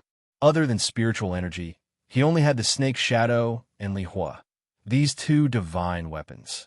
As Yifan thought about it, his gaze fell upon the 2 divine weapons beside him. Wait a minute, cold air. When Yifan saw the 2 godly weapons, he had an idea. Since he was good at using cold air, why not draw the cold air of the snake's shadow into his body, and then use the spiritual energy in his Qi Si to activate it? In this way, without using the snake shadow sword, wouldn't he be able to directly release cold air from his body? Thinking of this, Yifan excitedly stood up. He had been in contact with the snake shadow sword since he was a child. Without any spiritual energy, he could already adapt to 20% of the snake shadow sword's cold Qi. Now that he had a lot of spiritual energy, drawing the cold air into his body should not be a big problem. As soon as he said it, Yifan put the snake shadow sword back on his waist. Then, he concentrated and used his telekinesis to draw the cold air from the snake shadow sword into his body slowly from his dantian. After cultivating the Qi cultivation method in the Xiantian secret, Yi Fan not only had abundant spiritual energy in his Qi Si, but also in his 8 extraordinary meridians, 12 meridians, and even his blood. Therefore, when the cold air from the snake shadow sword entered his body, the cold air did not backfire like last time at the Zhou mansion. Once the cold air entered his body, Yi Fan immediately used his telekinesis to mobilize the spiritual energy in his body to protect his 8 extraordinary meridians and 12 meridians. He also guided the cold air slowly and carefully through his meridians, finally gathering in the depths of his Qi Si, forming a fist-sized ball of cold air that shone with white light. For safety reasons, Yi Fan mobilized a portion of the liquid spiritual energy in his Qi Si to wrap around the ball of cold air to prevent it from going berserk. Phew! Yi Fan stopped absorbing the cold air and let out a long breath. Luckily, the first step was successfully completed. The next step was to control the cold air in his body. Although the cold air had safely entered his body, it was hard to say whether or not he could control it. After all, the cold air was not spiritual energy. If he could not control it, everything he did could be said to be in vain. Thinking of this, Yi Fan began to carefully use his telekinesis to move the ball of liquid spiritual energy that was wrapped around the ball of cold air. Under the control of Yi Fan's telekinesis, the ball of cold air smoothly moved to the left and right. There was no sign of obstruction at all. Not bad. Yi Fan was secretly delighted. Although the cold air ball and spiritual energy did not merge, there was no conflict. Originally, he was worried that the two might repel each other, but it seemed that his worries were unnecessary. The next step was the most important one. That was to use spiritual energy to stimulate the ball of cold air in his body and draw the cold air out of his body. If it was successful, it would prove that this method was feasible. Yi Fan began to stimulate the cold air in his body. He first used a trace of spiritual energy to stimulate the ball of cold air a few times. The ball of cold air was very sensitive. It reacted differently according to the amount of spiritual energy. Yi Fan did this to test the stability of the ball of cold air. It had to be known that the ball of cold air had completely broken away from the control of the snake shadow sword. More importantly, it was now in his body. If it went berserk, the consequences would be unimaginable.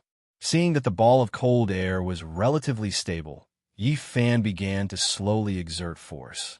He used less than half of his spiritual energy to stimulate the ball of cold air. Buzz! Under the stimulation of Yi Fan's spiritual energy, the ball of cold air in his body began to expand slightly, and at the same time, emitted a dazzling white light. The entire Qi Si was suddenly filled with light. The cold air that was stimulated by the spiritual energy was firmly compressed in the ball of cold air and did not spread out. This made Yi Fan overjoyed. It seemed that there should be no problem. Yi Fan, who was looking inside his Qi Si, saw that the ball of cold air was operating steadily. He then used his spiritual energy to slowly open a gap in the liquid spiritual energy that enveloped the ball of cold air. He then used half of his spiritual energy to stimulate the ball of cold air in his body. The ball of cold air in Yi Fan's body began to slowly rotate under the stimulation of the 10% spiritual energy. At the same time, it quickly released cold air and quickly rushed out through the gap opened by the liquid spiritual energy. Yi Fan was already prepared.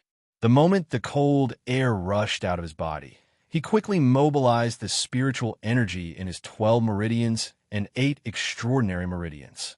He formed a tube-shaped spiritual energy channel with the spiritual energy in his meridians. This way, not only could he protect his meridians from being invaded by the cold air, he could also let the cold air flow smoothly through his meridians and reach any part of his body. Shwa! The white light and biting cold air quickly flowed through Yi Fan's meridians. Good. Let's test the power of this cold air. Yi Fan quickly used his spiritual energy to guide the cold air in his body to the center of his palm. Then, he suddenly opened his eyes and threw a palm at the full moon pavilion that was 3 zhang away from him. Shwa! A white beam of light, as thick as a thumb, suddenly burst out from Yi Fan's palm and headed straight for the full moon pavilion. Boom! The white light shone, and the cold air was thick and dense. The entire full moon pavilion was immediately shrouded in a thick white mist. This method was indeed feasible. Yi Fan stood up excitedly and went directly to the full moon pavilion. When the cold mist completely dispersed, the scene in front of him made Yi Fan so excited that he could hardly believe it. The entire full moon pavilion, including the stone table and chairs, was now covered in a layer of silver. It was completely frozen with a transparent ice shell that was more than an inch thick. Success! Yi Fan looked at his hands and thought excitedly. Only using 10% of his spiritual energy to stimulate the fist-sized ball of cold air was able to produce such power. Yi Fan was already very satisfied with this result. If he absorbed more of the cold air from the snake's shadow sword and then used his rich spiritual energy to stimulate it, the power could be imagined.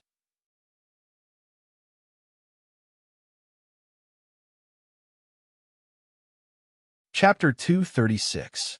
Dongying, Kyoto, Tokugawa Ieyasu's mansion. In the spacious and luxurious wooden house, Tokugawa Ieyasu, who was wearing a black robe, sat comfortably on the tatami. He held an exquisite white porcelain cup in his hand and quietly watched the snowflakes outside the door. Beside him, a simple stove was burning brightly. On the stove, a simple iron pot was boiling fragrant tea. The steam was dense, and the fragrance of the tea filled the air. There was a simple wooden table in front of him, and an exquisite tea set was placed on top of the wooden table. On the tall sword rack behind him, 7 swords of different lengths were placed horizontally on it. In the flower pond outside the door, a red plum blossomed proudly. The red plum blossom was ancient and handsome. In the heavy snow, it swayed gently in the slight cold wind. It looked extremely delicate, like a dancing flame. Tokugawa Ieyasu loved snowy days the most. Every time it started to snow, he would reject all his official business and return to the mansion. He would sit alone in the house and then open the door wide. He would drink tea and drink wine while admiring the snowy scenery. It was only at this time that he could calm his heart down. Today it was snowing heavily and the plum blossoms were blooming in the garden. Tokugawa Ieyasu was in a good mood. He rejected all his official business early and quietly drank tea and enjoyed the scenery alone in the house. General, outside the side door, a woman's voice sounded. There's a guest outside the door. Tokugawa Ieyasu looked a little displeased. Didn't I tell you not to see anyone at this time? The woman outside the door was one of his personal guards. She was mainly responsible for Tokugawa Ieyasu's safety and food in the mansion. She knew her habits very well. What was going on today? Tokugawa Ieyasu was confused. General, the woman outside the door said respectfully, Yes, the person outside is Yagyu. Yagyu? Tokugawa Ieyasu asked impatiently. Which Yagyu? General, it's Yagyu Ryanosuk. The woman's tone was very serious. Yagyu Ryanosuk? Tokugawa Ieyasu was shocked when he heard the name. He immediately put down the white porcelain cup in his hand and quickly walked to the side door. He pushed the sliding door open. Outside the side door, a woman in a bright red kimono was kneeling there. Her hair was tied up in a bun, her skin was like snow, and her face was like the rosy clouds of the morning sun. Are you sure it's him? Tokugawa Ieyasu lowered his head and asked the woman kneeling there. It is indeed him. The woman lowered her head and said, How are you sure? Tokugawa Ieyasu asked again. The saber on his body is the black dragon saber, the woman replied. It's really him? Tokugawa Ieyasu sounded excited. Then what are you waiting for? Quick, invite him in. Yes. The woman kneeling on the floor bowed and nodded. No, Tokugawa Ieyasu said as he walked quickly into the room. Keiko, hurry up and change my clothes. I'll do it myself. The woman outside the door immediately stood up and walked into the room. She helped Tokugawa Ieyasu change his clothes. In Dongying, other than the emperor, the only person who could make Tokugawa Ieyasu personally welcome him was Yagyu Ryuk. This person was like a legend in Japan. Everyone knew about him, but very few people had actually seen him. It was rumored that this person was the reincarnation of a black dragon. When he was born, a black dragon appeared in the sky above his house. What was even more amazing was that this person was born with a black dragon-shaped birthmark on his right arm. The head, eyes, scales, and body were very lifelike. His father saw that this child was born with auspicious signs and a black dragon, so he named him Ryuk. Not long after Ryuk was born, an envoy from ISC Grand Shrine came.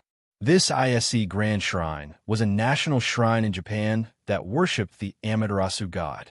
It was made up of 2 shrines.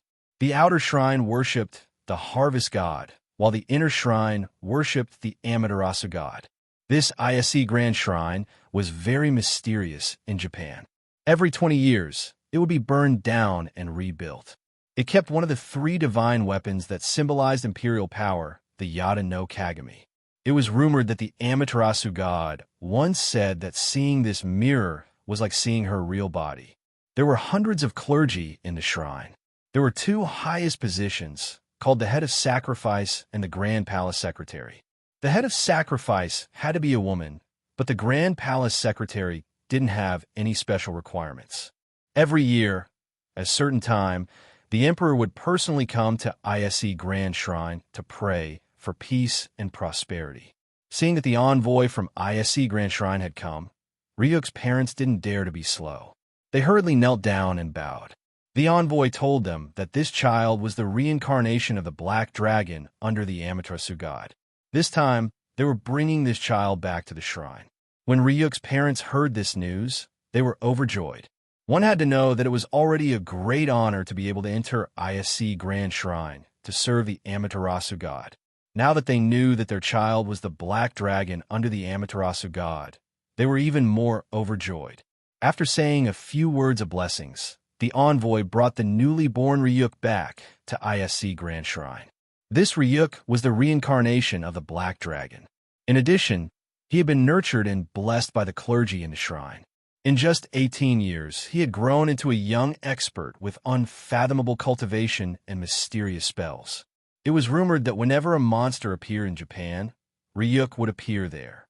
After subduing the monster, he would return to the shrine. The black dragon sword in his hand was said to be given to him by the Amaterasu god himself. It was used to slay monsters and demons. Its power was amazing. There was once someone who went out to sea at night to fish. He saw a young man with a long sword and dragon tattoos on his arm fighting with a strange fish in the sea. He also saw the power of the black dragon sword with his own eyes. It was said that there was a black dragon coiling around the blade. When the strange fish spirit saw the sword, it obediently surrendered without any resistance. Of course, these were only rumors. Other than the people from ISC Grand Shrine, no one had really seen Ryuk's true face. Even Tokugawa Ieyasu had only seen the black dragon sword placed beside the altar in ISC Grand Shrine. The female guard named Keiko had also seen the black dragon sword because she was with Tokugawa Ieyasu at that time. Who else could wield the black dragon sword other than Ryuk? Tokugawa Ieyasu thought as he changed into a simple and solemn formal suit. He had grown up listening to the rumors of the Dragon Realm. He had always hoped that one day he would be able to see this legendary hero with his own eyes. Now that Ryuk had personally come to visit, how could he not be happy? After dressing up, Tokugawa Ieyasu quickly walked out of the house and came to the door. Keiko held the umbrella for Tokugawa Ieyasu and followed closely behind. She was his personal guard. No matter where Tokugawa Ieyasu went, she had to follow him closely. After Tokugawa Ieyasu tidied up his clothes, he personally opened the door respectfully.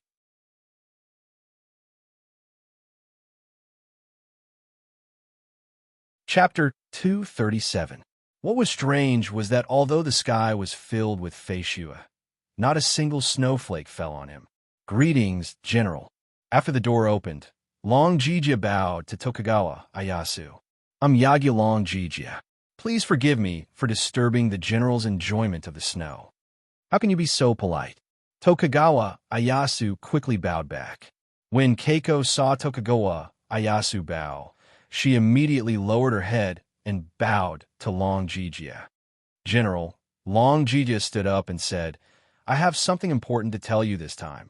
Sir, if you have something to say, please come in, Tokugawa Ieyasu said as he flashed and extended his hand. Please come in. Long Jijia nodded slightly and stepped in the courtyard. After entering the room, the two of them knelt on the opposite side of the tea table. Keiko put the umbrella aside and began to pour tea for the two of them. Please have tea. After pouring tea for Tokugawa Ieyasu, Keiko placed a cup of freshly brewed tea on the wooden table in front of Long Jijia. Long Jijia nodded slightly to Keiko. After Keiko bowed to the two of them, she retreated to the door with small steps and closed the wooden sliding door with both hands. Sir, why have you come in the snow? Tokugawa Ieyasu was the first to speak. To be honest, General, I'm here for you, Long Jijia said as he bowed slightly. For me? Tokugawa Ieyasu asked doubtfully. Yes, Long Jijia replied. Please enlighten me. Tokugawa Ieyasu went straight to the point. Facing the legendary Long Jijia, Tokugawa Ieyasu felt a lot of emotions. According to the time, Long Jijia was at least 60 years old, but he looked at most 30 years old. It could be seen that this person was indeed as rumored. His cultivation was unfathomable. General, have you sent Minister Matsumoto Takeyoshi to the Great Ming Dynasty? Long Jijia asked. That's right, Tokugawa Ieyasu replied. I did send him to the Great Ming Dynasty. It's been more than half a year. Sir, why are you suddenly asking about this? When will he be back? Long Jijia asked. Japan is thousands of miles away from the Great Ming Dynasty. Just a round trip will take 2 to 3 months, Tokugawa Ieyasu said. In a few more months, we should be able to return to Japan. General, you have been wise all your life, but you are foolish for a moment. Long Jijia picked up the white porcelain cup. To tell you the truth, General, you have been deceived by him. After he finished speaking, he took a sip of the fragrant tea. Deceived? Tokugawa Ieyasu frowned. What happened? Long Jijia's words made him feel that something was wrong. Outside the door, Huizi immediately frowned. As far as I know, Matsumoto Takeyoshi's trip to the Great Ming Dynasty this time is not that simple, Long Jijia said as he placed the fragrant tea in his hand on the table. What is his motive? Tokugawa Ieyasu frowned as he asked Long Jijia.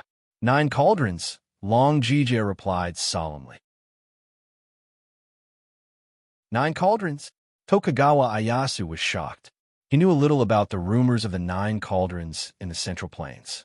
The one who obtained the 9 cauldrons would obtain the world. Could it be that this Matsumoto Takeyoshi wanted to seize the world of the Great Ming Dynasty? How is that possible? Tokugawa Ieyasu laughed. Sir, you are thinking too much. Matsumoto Takeyoshi is a bit greedy, but he would definitely not have such an unrealistic idea. General, you are still in the dark, Long Jijia said. You think too simply of Matsumoto Takeyoshi. Do you know who is one of the 3 great divine weapons, the Sword of Kusanagi?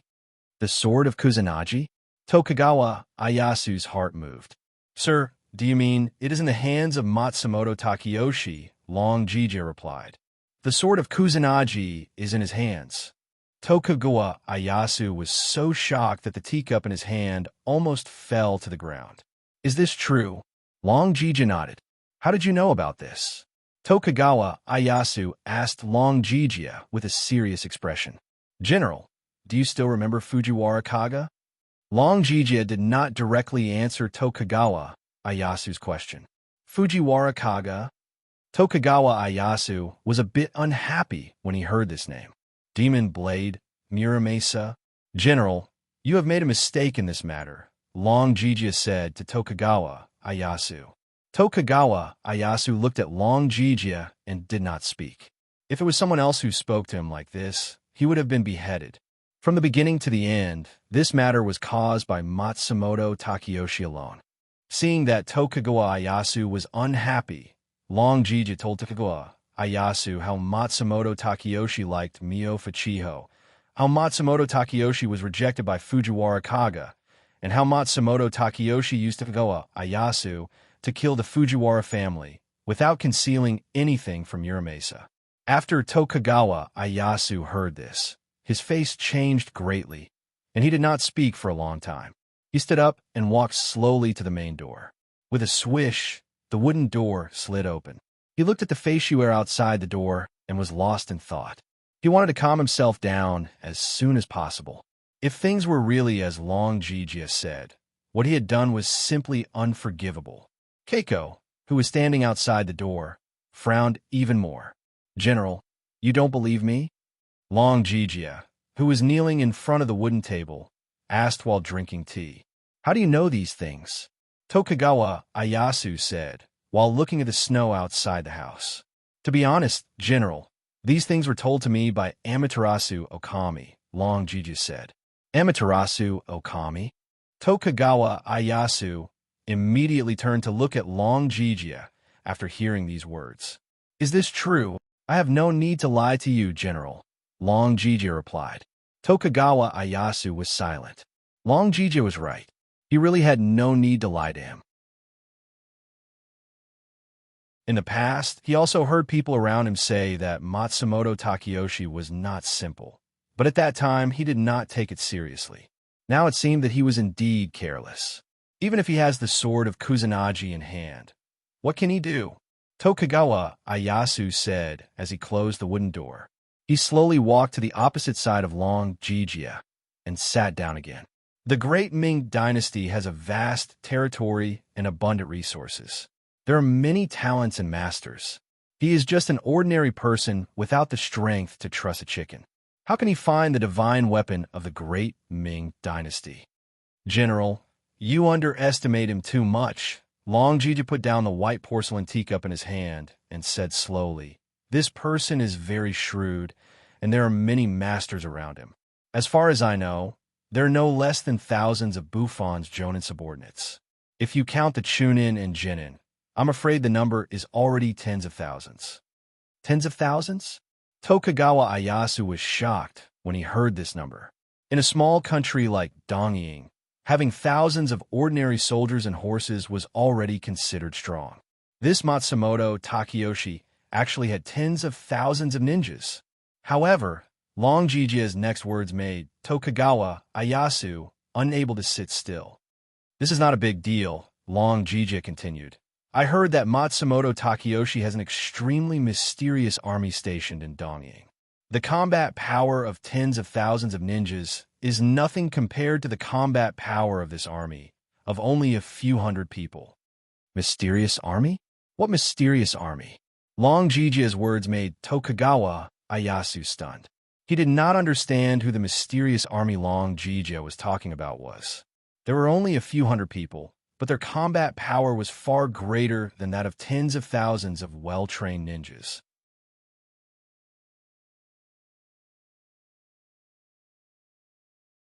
Chapter 238. Black Feather? The legendary Black Feather? Tokugawa Ieyasu was stunned at first. Then his expression changed drastically. He straightened up and asked anxiously, "Do you mean that's right? This mysterious army of hundreds of people is made up of Black Feather ninjas?" Long Jijia put down the teapot, picked up the tea, and gently blew it. Hearing this, Tokugawa Ieyasu sat down heavily. The combat power of tens of thousands of ninjas had already shocked him. Now he heard from Long Jijia that Matsumoto Takeyoshi had a Black Feather army made up of hundreds of Black Feather ninjas. Tokugawa Ieyasu's heart fell into an ice hole. Just those tens of thousands of ninjas were enough for Matsumoto Takeyoshi to have the power to divide the world with him. If this Black Feather army was added, Tokugawa Ieyasu didn't dare to think further. He knew the strength of the Black Feather ninjas best, because Keiko outside the door was a Black Feather ninja. He had seen Keiko's ability with his own eyes when he was choosing his personal bodyguards. 10 superior ninjas used their ultimate skills to attack Keiko at the same time. Keiko didn't even draw her sword, and in one move, all 10 of them were severely injured. This was even when Keiko was in a state of learning from each other. He couldn't imagine the power of hundreds of black feather ninjas like Keiko gathered together. Keiko outside the door frowned, and her face was solemn. If what you said is true, why is Matsumoto Takeyoshi willing to be my minister? With his strength, wouldn't it be easy for him to replace me? Tokugawa Ieyasu was a veteran after all, so he quickly calmed down. To say something disrespectful, Long Jija held the teacup and said, "General, your position is nothing to him. He's interested in the world of the Ming dynasty." Tokugawa Ieyasu was silent. Long Jija was right. With Matsumoto Takeyoshi's strength, his position was nothing to him. Compared to the vast Ming dynasty, the small Dongying couldn't even be considered a province of the Ming dynasty. Matsumoto Takeyoshi naturally coveted great Ming dynasty. Amaterasu, great god, also told me that Matsumoto Takeyoshi has secretly worshipped the evil god Sietian as his master. Sietian is an ancient evil god of Japan, and his cultivation is extremely high. Even Amaterasu, great god, has to be wary of him. Mentioning Sietian, Long Jijia's expression became serious. With Sietian's help, Matsumoto Takeyoshi's chances of winning have greatly increased. Phew! Tokugawa Ieyasu let out a long sigh and stood up. He walked to the door and opened it again. This time, he didn't open it to admire the snow scenery, but to let the cold wind outside wake him up. Over 10,000 ninjas, the Black Feather Army, the Kusanagi sword, and the help of the evil god Sietian. I think it won't be long before Matsumoto Takeyoshi will be able to rule the world. Tokugawa Ieyasu's words revealed a trace of helplessness. Thinking of how he normally favored Matsumoto Takeyoshi, Tokugawa Ieyasu closed his eyes and shook his head. He felt that he was a complete idiot. He was being played in the palm of someone else's hand, and he was still enjoying it. He understood in his heart that once Matsumoto Takeyoshi became the emperor of the great Ming dynasty, what would happen next? Wouldn't his small country have to pay tribute year after year and become a subject every year? If he lowered his head to Matsumoto Takeyoshi, who used to be his subject and became a subject, wouldn't he become the laughingstock of the world if this was spread out? Where would the Tokugawa clan put their face? Perhaps the only thing he could do at that time was commit suicide and die for his country. Thinking of this, Tokugawa Ieyasu slapped the doorframe with his hand. General doesn't need to worry too much. If it really was like this, I wouldn't have needed to come to General's door today. Long Jia softly said. When Tokugawa Ieyasu heard this, he was first stunned before immediately reacting. He turned around and quickly walked over to Long Jia. What does Mr. mean? From Long Jijia's words, he could hear that there was still a chance. I won't hide it from General. I came this time to help General and solve your worries. Long Jia said, There's still a chance? Tokugawa Ieyasu's eyes lit up. Matsumoto Takeyoshi is indeed strong. Recently I heard that he transferred 13 peak experts from Japan, and their cultivations are not low. From this, it seems that his actions in the Great Ming Dynasty are not very smooth. Long Jia put down the teacup in his hand and said, Like General said, the Great Ming Dynasty has many talents and experts. If Matsumoto Takeyoshi wants to smoothly achieve his ambitions, it won't be that easy. Mr.'s meaning is that Matsumoto Takeyoshi's actions in the Great Ming Dynasty are blocked? Tokugawa Ieyasu asked. That's right. I heard the great god Amaterasu say that a peak expert from the Great Song Dynasty has already reincarnated. This person is destined to be Tian's nemesis. Long Jia said seriously, the great god Amaterasu also told me that the 9 supreme cauldrons have experts secretly protecting them. So even if Sietian and Matsumoto Takeyoshi work together, it won't be easy to obtain the 9 supreme cauldrons. So it's like this. Tokugawa Ieyasu slowly nodded. Speaking like this, there's still a chance. Tokugawa Ieyasu's extinguished confidence was once again ignited. As the saying goes, if the name isn't right, then the words won't follow. Long Jia said to Tokugawa Ieyasu, This time I received the great god Amaterasu's order to visit General. I asked General to give the General's order and I will immediately head to the Great Ming Dynasty. Mr. wants to go to the Great Ming Dynasty? Tokugawa Ieyasu asked in pleasant surprise. If Longji Jie personally went, their chances of success would be even higher. That's right. I'm prepared to secretly work with the righteous people of the Great Ming Dynasty to deal with Matsumoto Takeyoshi. Longji Jie said. That's great. Tokugawa Ieyasu happily said. With Mr. personally going, we will definitely be able to return victorious. Longji Jie smiled and didn't say anything. To be honest, he didn't know if this trip to the Great Ming Dynasty would be able to stop Matsumoto Takeyoshi. After all, Xie Tian was an ancient evil god, and his strength was unfathomable. From the current situation, only by working with the experts of the Great Ming Dynasty would they have a chance of winning. Mister, there is something I don't understand. I asked Mr. to enlighten me. Tokugawa Ieyasu was happy, but he suddenly thought of something. General, please ask. Longji Jie replied. Since the great god Amaterasu already knew about Matsumoto Takeyoshi's ambition, why didn't he arrange for Mr. to inform me beforehand? Tokugawa Ieyasu asked. That way we could have prepared ahead of time. We could have eliminated Matsumoto Takeyoshi before his wings were fully grown. Why did he have to wait until today to have Mr. inform me?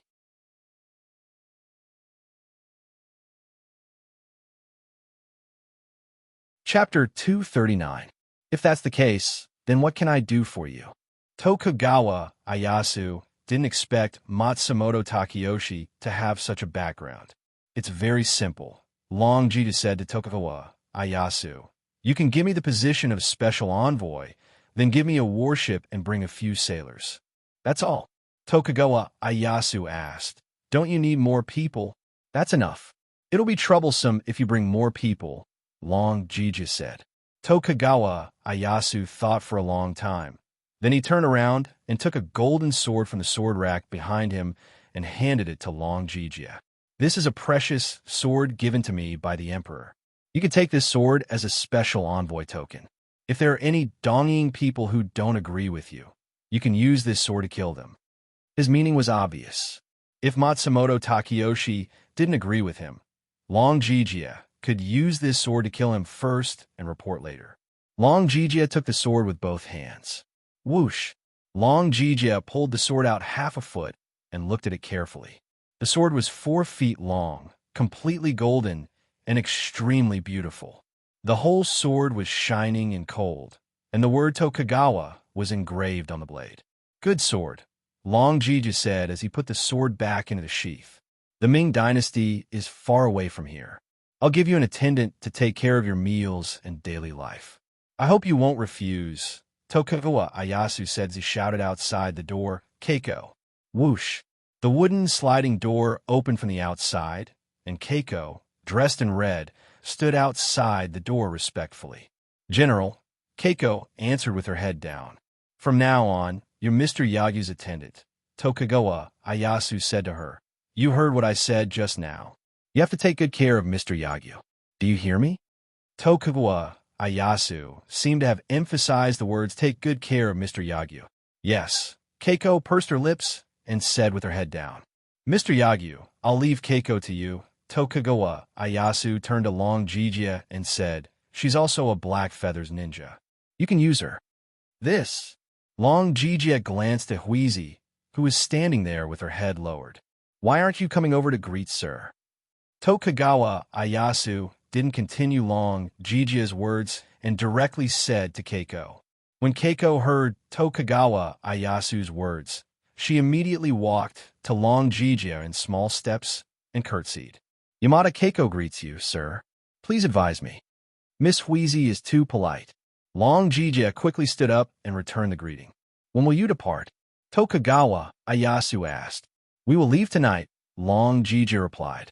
All right, I'll get someone to prepare it for you, Tokugawa Ieyasu said. Then I'll have to trouble you, General.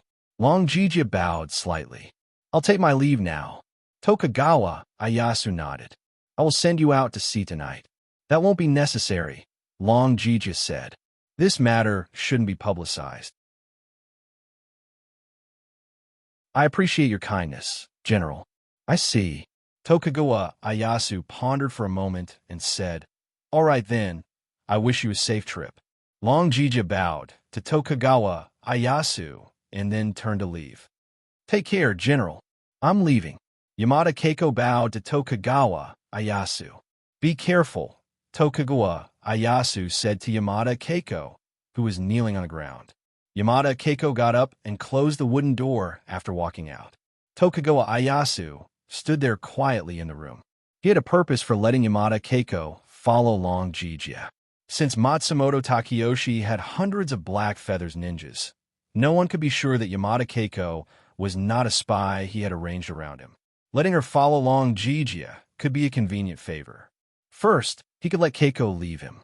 Second, if Keiko was really Matsumoto Takeyoshi's people, then he could use Long Jija to get rid of her. That was Tokugawa Ieyasu's principle of using people. When Yamada Keiko walked into the courtyard with the red umbrella, Long Jija was standing at the door waiting for her. She walked quickly to Long Jija and handed the red umbrella in her hand to him. Please wait for me, sir. I'll be back soon. Long Jija took the red umbrella and quietly watched her turn and walk back to the courtyard. Clap, clap, clap. Yamada Keiko walked to the center of the courtyard and clapped her hands 3 times. Swish, swish, swish. On the roof, on the trees, and in the snow, more than a dozen masked ninjas in white rushed out and knelt on one knee in front of Yamada Keiko. These ninjas were responsible for protecting Tokugawa Ieyasu's guards. They were all top ninjas and had always been under the command of Yamada Keiko. No matter if it was windy or rainy or cold, these ninjas would lie in ambush in every corner of the courtyard. It was snowing heavily today. These ninjas were all lying in ambush in the thick snow. When they saw Yamada Keiko send a signal, they quickly showed up. I'm going on a long journey. In the future, I'll leave the general's safety to you. Yamada Keiko said calmly and bowed to salute the ninjas. After hearing Yamada Keiko's words, the ninjas who were kneeling on one knee raised their heads and looked at Yamada Keiko. Then, they lowered their heads and saluted in unison. Don't worry, Secmaster. We will not disappoint you. A white-masked ninja in the middle said.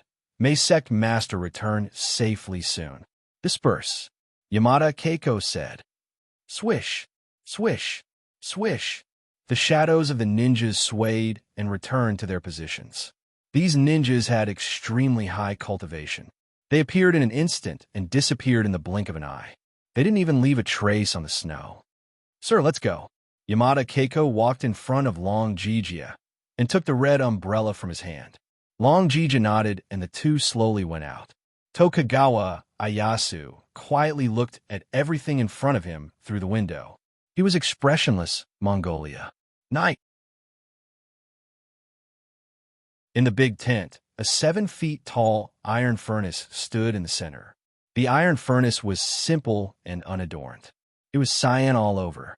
3 thick furnace legs supported the iron furnace that weighed 1,000 pounds. Around the furnace, a fire dragon with glaring eyes and 4 claws on auspicious clouds was engraved on it. The dragon's head was above the furnace, and the dragon's tail was below the furnace. It coiled around the furnace 3 times. Below the furnace, there were 8 small windows in 8 directions. 8 fiery red tongues of flame shot out from the small windows. They were about half a foot long. The blazing flames illuminated the entire Mongolian tent in a fiery red color. In order to allow the air to flow smoothly, a 5 feet wide circular opening was opened at the top of the tent. The rising heat rolled out of this circular opening. Yun, dressed in plain clothes, was meditating on a cloud bed about 10 feet away from the furnace.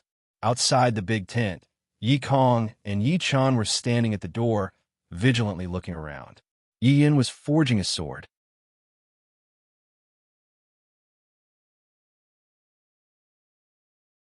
Chapter 240.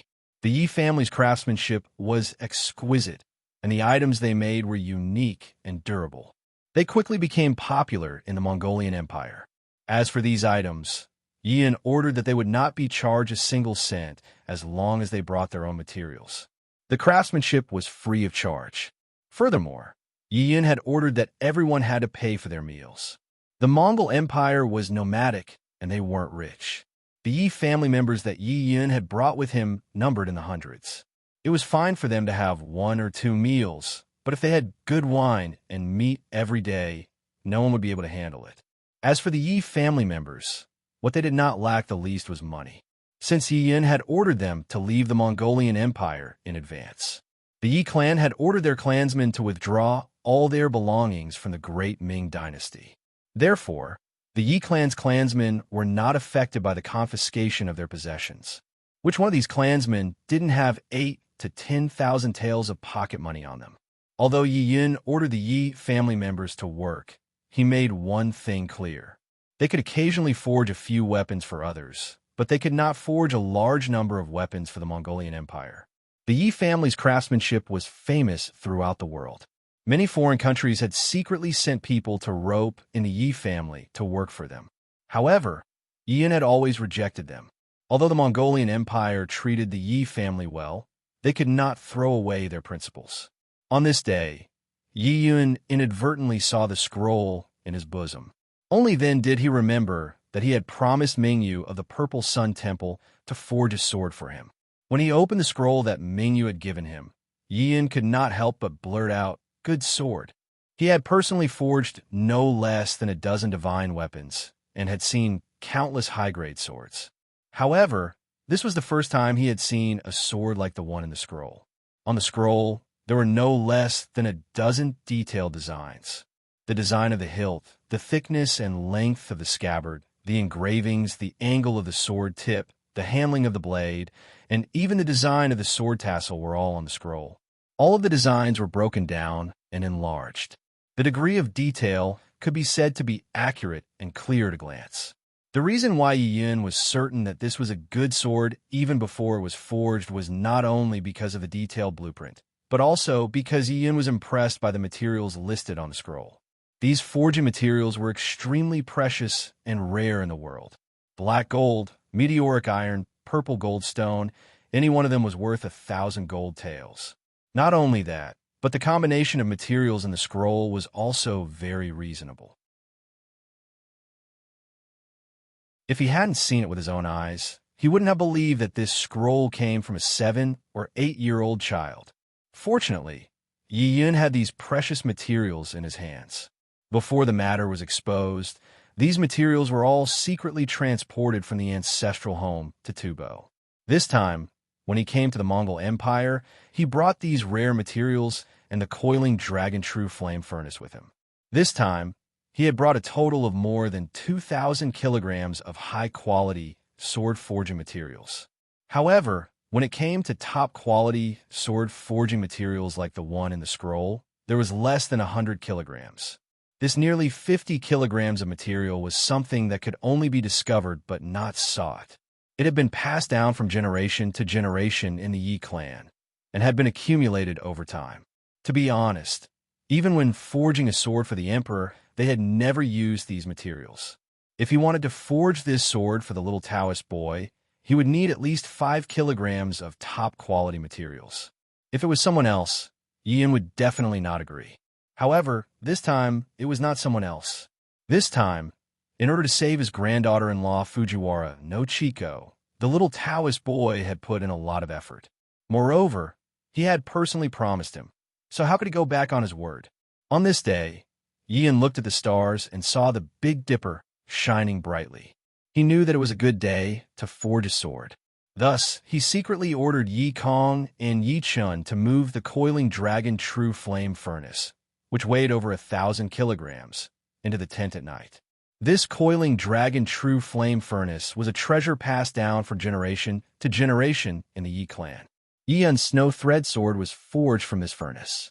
When Yi Kong and Yi Chun saw that Yi Yun was using the coiling dragon true flame furnace, they knew that Yi Yun wanted to forge a sword for the little Taoist boy. After putting away the true flame furnace, they tacitly went out of the tent to guard Yi Yun. It must be known that forging a divine weapon was no small matter. When Yi Yun was forging a sword, no one was allowed to enter and disturb him. Otherwise, Not only would the precious materials in the furnace be instantly turned to dust, there might even be a tragedy of the furnace being destroyed. The reason for this was because the forging method in the weapon forging manual was completely different from ordinary sword forging methods. Ordinary sword forging methods were not complicated. Selecting materials, calcining, forging, shaping, quenching, sharpening, and equipping were all done together. However, forging a good weapon was far from simple. Not only did it require excellent materials, it also required an auspicious time, an auspicious place, good charcoal, good quality spring water, and skilled forging techniques. The right time, the right place, and the right people were all indispensable. Even a top-notch weapon was so complicated, not to mention a godly weapon. Taking the weapon forging manual as an example, it was different from other sword forging methods. The auspicious time for sword forging in the weapon forging manual was not fixed. It depended on the brightness of the Big Dipper that night. The bright Big Dipper refines the divine weapon. The dark Big Dipper forges the sword. It meant that the Big Dipper was only suitable for forging divine weapons when the Big Dipper was extremely bright. It was not suitable when the Big Dipper was dark. Furthermore, the geographical location of the forging of the divine weapon was also very important. They needed to find a pure land. The pure land referred to here was a clean land that had not been contaminated by evil energy and filth. Yun's big tent was personally built by Barter. The land was flat and clean. It was the most suitable. Even so, Yun still carefully scented the area with sandalwood, not daring to be careless. Finally, there was harmony. This was the most important part. Normally, the best charcoal was used to forge swords. However, Yun did not use charcoal to forge swords. Instead, he used his own sword energy. First, he used sandalwood to ignite the fire. Then, he used his own true qi to ignite the flames. Using his own essence, qi, and spirit as firewood, he formed the raging flames used to forge the sword. This was also the reason why outsiders were not allowed to enter during the sword forging period.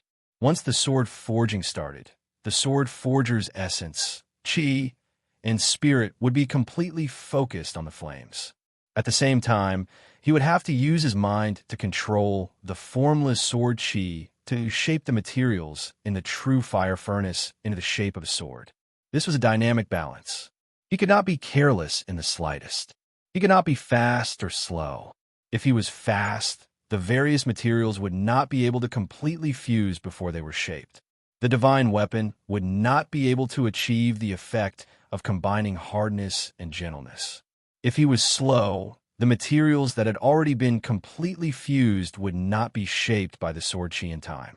Very soon, the flames in the furnace would boil and splatter everywhere. At that time, it would be as difficult as ascending to the heavens to want to shape it with sword qi. Therefore, he had to refine and fuse the materials while shaping them. This required the sword forger to have an extremely high level of sword qi cultivation and extremely strong willpower. Both were indispensable. If there was any external influence at this time, the balance of the sword forging would be broken. The consequences would be unimaginable. Before Yi Yun forged the sword, he had already used his sword qi to set up a barrier in the entire tent. Then, he drew a talisman on the round hole in the roof of the tent. The sword qi barrier was to prevent people from trespassing, and the secret talisman was to seal the sword qi that soared into the sky when the sword was forged. One had to know that the sword qi released when it was forged was the strongest moment. However, although the sword qi of the divine weapon was strong at this time, the sword body had just been formed and had not completely cooled down. Instead, it was the weakest moment. Forging a divine weapon was a matter of seizing the fortune of heaven and earth. It was extremely easy to attract the jealousy of ghosts and gods. At this time, there would be many filthy, evil spirits, mountain spirits, and wild monsters coming to cause trouble. They would either obstruct or steal the treasure. The talisman that Yi Yun drew was recorded in the weapon forging manual. It was called the Army Suppressing Talisman. Its purpose was to seal the sword chi that soared into the sky when the sword was forged, so as to avoid unnecessary trouble. Ooh. Within the coiling dragon true flame furnace, the flames were blazing and rolling. Sitting cross-legged on the cloud bed, Yi Yun's forehead was already covered in dense beads of sweat. At this time, he did not have the time to wipe his sweat. He was concentrating on activating the flames in the furnace while injecting his essence, chi, and spirit into the furnace. Within the true flame furnace, more than 10 types of sword forging materials gradually melted under the refinement of Yi Yun's essence, chi, and spirit, forming a multicolored metallic liquid that shone brightly. Yi Yun had already sensed the changes in the furnace. He immediately activated the flames so that the materials in the furnace could fuse as soon as possible. Under Yi Yun's control, the originally red flames quickly turned blue, and the temperature increased by several times. The molten liquids that had already melted began to flow together, slowly flowing to the bottom of the furnace and began to gather. Wang! The molten liquids that had gathered together began to fuse together, emitting a dazzling green light. Now is the time. Yi Yun frowned, using his essence, chi, and spirit to push the flames in the coiling dragon true flame furnace to the extreme. Swish, swish, swish. Yi Yun pushed his essence, chi, and spirit to the extreme, so that his essence, chi, and spirit turned into 3 white lights, flowing out from the Baihui acupoint on the top of his head and quickly entering the true flame furnace. Within the true flame furnace, the blue flames instantly turned into a faint translucent green color. Perfection. The flames in the furnace had already reached the highest temperature. Wang! The fire dragon on the coiling dragon true flame furnace began to glow red, from the dragon's tail to the dragon's head, from the dragon's scales to the dragon's horns. In the blink of an eye, it turned into a ferocious red dragon with golden eyes. Wang! Within the true flame furnace, the molten liquids that had already completely fused emitted a dazzling green light as they quickly rotated. The time had come, begin the casting. Yi Yun thought. Swish! Countless white lights burst out from Yi Yun's body in an instant, quickly converging into 8 dazzling white lights, rushing into the coiling dragon true flame furnace through the 8 small windows below.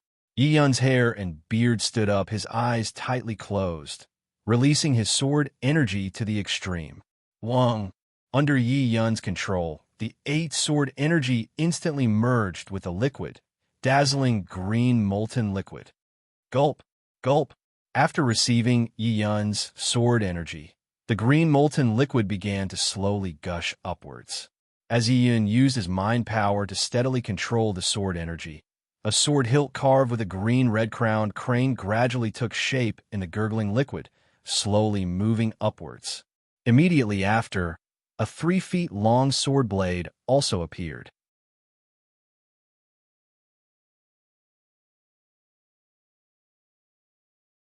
Chapter 241. Screech. Right at this moment, a resounding cry of a crane was heard. A huge red-crowned crane, enshrouded in white light, descended from the sky along the roof of the tent. It flapped its huge wings and rushed into the coiling dragon true flame furnace in a flash. Boom! White light scattered in all directions. Yi Yun was dumbstruck. Ever since he started forging weapons, he had seen many auspicious signs, but nothing like this had ever happened before. Wang! Just as Yi Yun was dumbstruck, the treasured sword in the furnace began to tremble, and countless green lights began to gather around it. It was sword chi! Yi Yun exclaimed.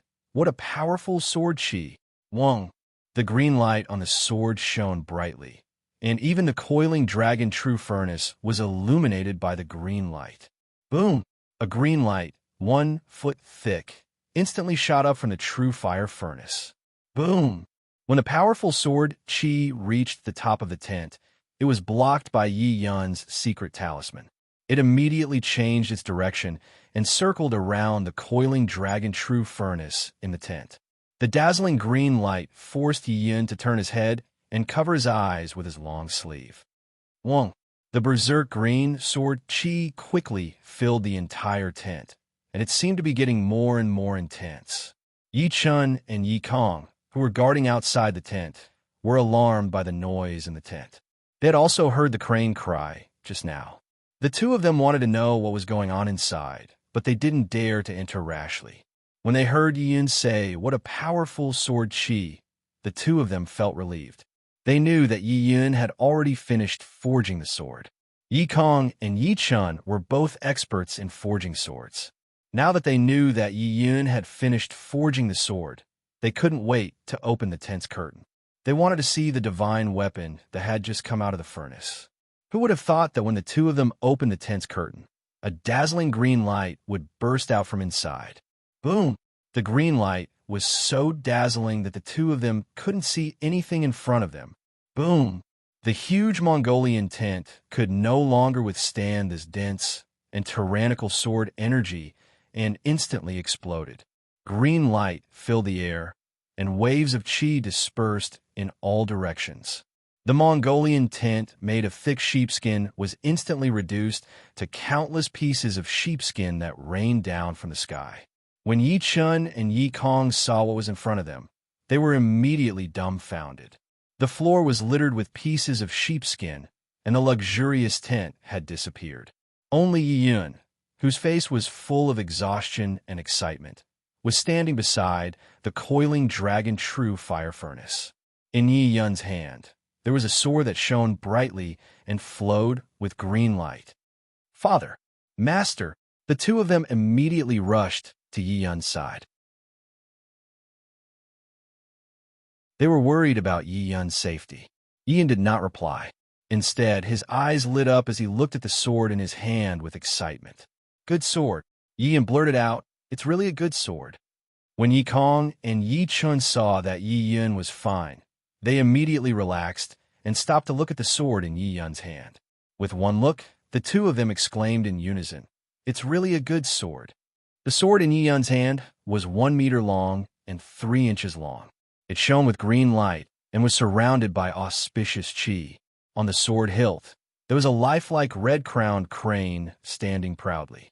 On the sword's body, light flowed continuously, to the point that it was impossible to look directly at it. "Father, this crane." Yi Kong looked at the sword in Yi Yun's hand and asked. He had clearly heard the cry of the crane just now. Even if there was a red-crowned crane on the sword hilt, it couldn't possibly make the cry of a real crane. Could it be that he was hallucinating? "That's right, Master." Yi Chun also asked, "What was the cry of the crane just now?" "I'm not sure about this either." Yi Yun looked at the sword in his hand that was emitting green light and shook his head. "What? Master, you're not sure?" When Yi Chun and Yi Kong heard Yi Yun's words, they looked at each other in confusion. "What's going on?" Yi Yun took out a piece of yellow cloth from his chest and wrapped it around the sword in his hand. He then told the two of them about the red-crowned crane's appearance. Every time Yi Yun forged a sword, he would prepare a piece of yellow cloth like this. This was because the scabbard could only be forged after the sword's body was forged. Before the scabbard was completed, he would use a piece of yellow cloth to replace it. There's such a thing? Yi Chun was shocked when he heard Yi Yun's words. It seems that Father's sword forging skills have improved by another level. Yi Kong said, "This matter definitely has nothing to do with my sword forging skills." Yi Yun shook his head. "Nothing to do with it?" Yi Kong asked in return. Yi Yun nodded his head. "Master, don't think too much about it. This is a good omen. You should be happy." Yi Chun was proficient in the yin-yang secret arts, so he advised Yi Yun. "Yes." Yi Yun responded and then put the sword wrapped in yellow cloth on his back. Ding-ling-ling. The Luan bell rang.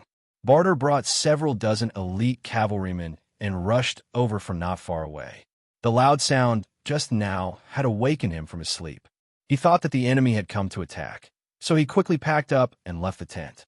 After discovering that Yi Chun's tent was empty, Barter cursed in his heart. He thought that the great Ming dynasty had sent people to capture the Yi family. Thus, he brought several hundred of his personal guards and over 1,000 archers and rushed over to Yi Yun's tent. Because Yi Yun and Yi Kong liked peace and quiet, and their cultivations were high, Barter specially arranged for them to stay in this quiet place. The remaining Yi family members were scattered in different parts of Mongolia, living together with the Mongolians and Han people. Yi Chun into Old Hero, what's going on? Barter looked at the Mongolian tent that had been turned into tattered sheepskin and asked nervously as he walked over to the three of them. Behind him, several dozen elite cavalrymen quickly protected the four of them, forming an inner circle. Each of them was on high alert with curved swords in their hands as they stared at their surroundings. The outer circle was made up of over 1,000 archers. They pulled their bows and aimed in all directions, ready to release a rain of arrows at any time. Look at how nervous you are, Brother Barter. Yi Chun saw that Barter was like he was facing a great enemy, so he immediately walked forward and said, "Our family head was forging a sword and accidentally destroyed the tent." Forging a sword? The tent was destroyed? Barter looked at the tattered sheepskin under his feet and the strange furnace beside Yi Yun. He looked at Yi Chun with a puzzled expression. He didn't understand how forging a sword was related to the tent being destroyed. "Greetings, Duke." Yi Yun walked forward and cupped his hands. "Yi Yun is incompetent and accidentally destroyed the tent. Duke, please forgive me." Yi Kong followed behind Yi Yun and also bowed towards Barter. Due to the language barrier, Barter didn't understand Yi Yun's words. Yi Chun quickly translated Yi Yun's words for him. "Old Hero, what are you talking about?" After Barter heard Yi Chun's translation, he immediately bowed towards Yi Yun. "It's just a big tent. It's not worth mentioning. This little prince is worried that someone is plotting to harm you, so I brought troops to help. I hope that Old Hero won't be offended by my rash actions." Yi Chun continued to translate. Yi Yun was in fear and trepidation. He destroyed the tent, and the other party brought troops to help. Now he said that he was rash. This Duke Barter was simply too polite. Yi Yun still wanted to explain, but he was stopped by Yi Chun. "Head, if you continue to explain like this, you won't be able to explain everything until dawn.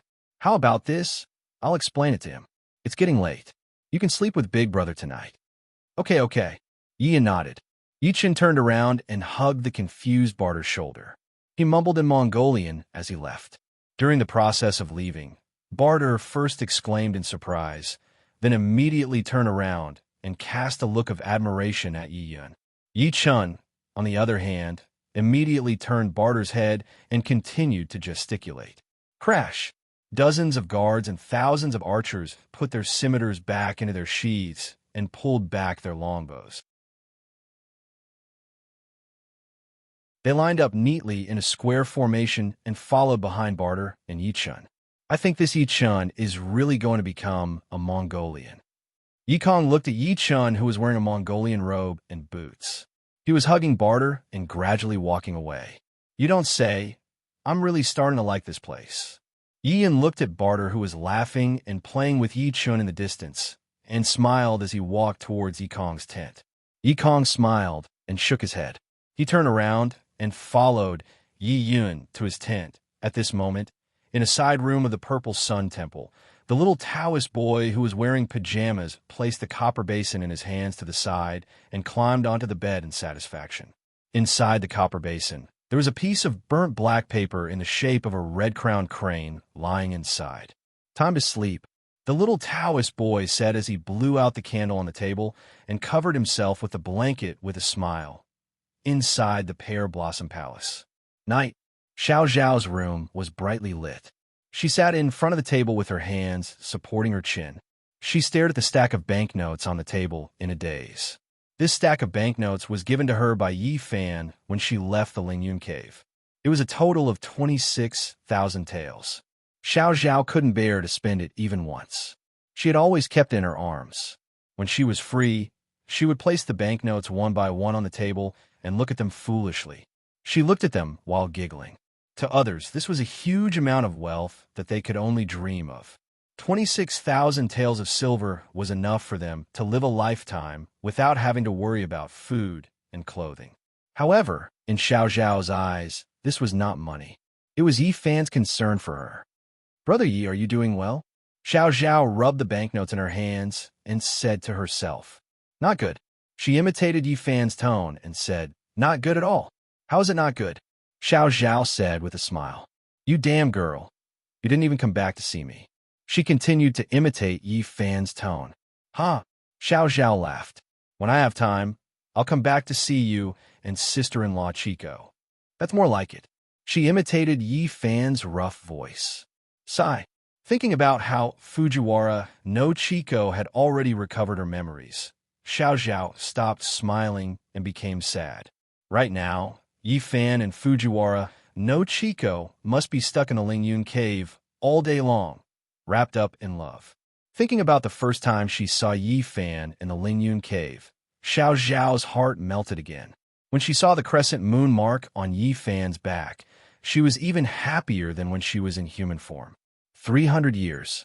She had waited for him in the Lingyun cave for 300 years. In this world, perhaps only she knew what it felt like to wait for someone for 300 years. Unfortunately, the 300 years she had waited for Fujiwara no Chico for 30 days. Thinking of this, Xiao Zhao's eyes turned red.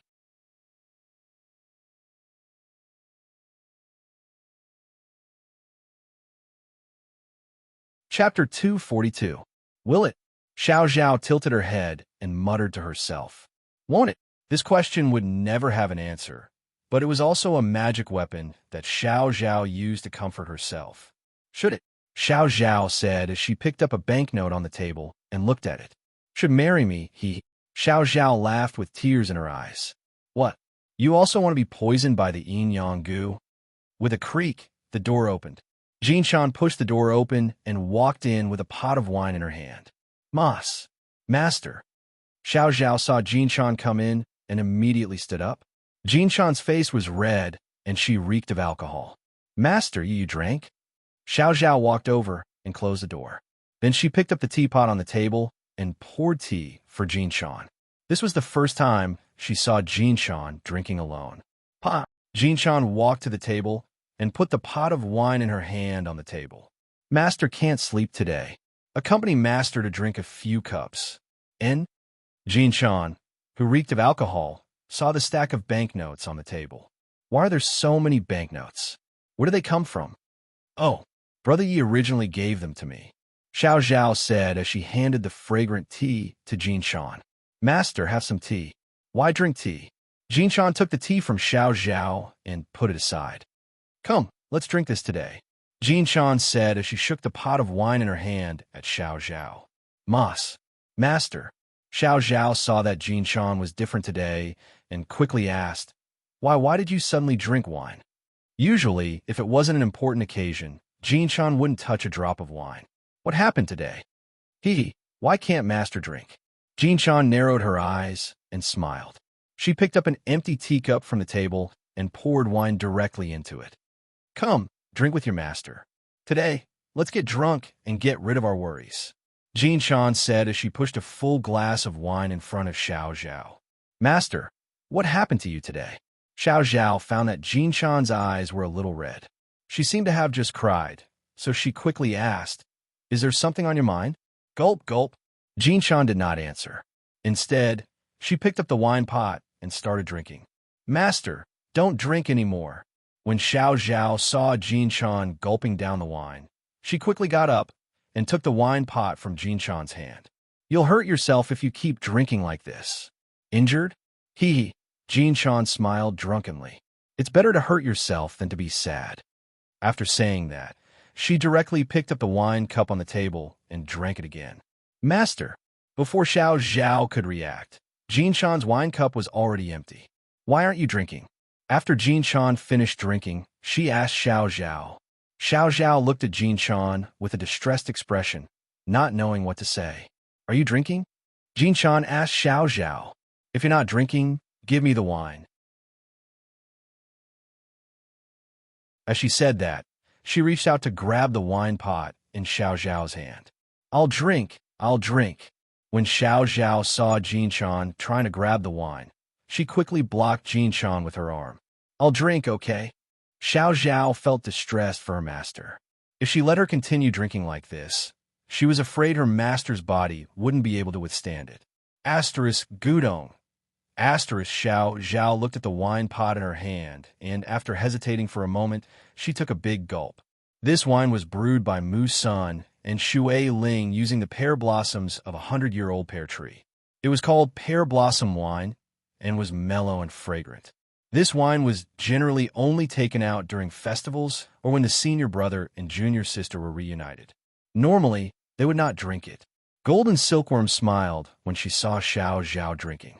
She chuckled and took out another wine pot from her bosom. "Master, why do you still have wine?" Xiao Zhao said as she tried to grab Jin Shan's wine again. This time, Jin Shan learned her lesson and dodged, causing Xiao Zhao to miss.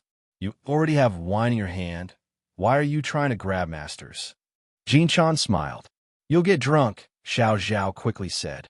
"If I could get drunk, I wouldn't come here," Jin Shan said. "You sit there and accompany Master." Xiao Zhao had no choice but to sit down opposite Jin Shan. "I ask you." Jin Shan looked at Xiao Zhao with a pair of drunken eyes. "Do you miss him again?" "Who?" Xiao Zhao was suddenly asked by Jin Shan and was somewhat at a loss. Still pretending, Jin Shan uncorked the wine and took a big gulp. "Besides that smelly brat, who else could it be?" No. Xiao Zhao blushed and lowered her head. "Just now, I heard you talking about brother Yi left and brother Yi right."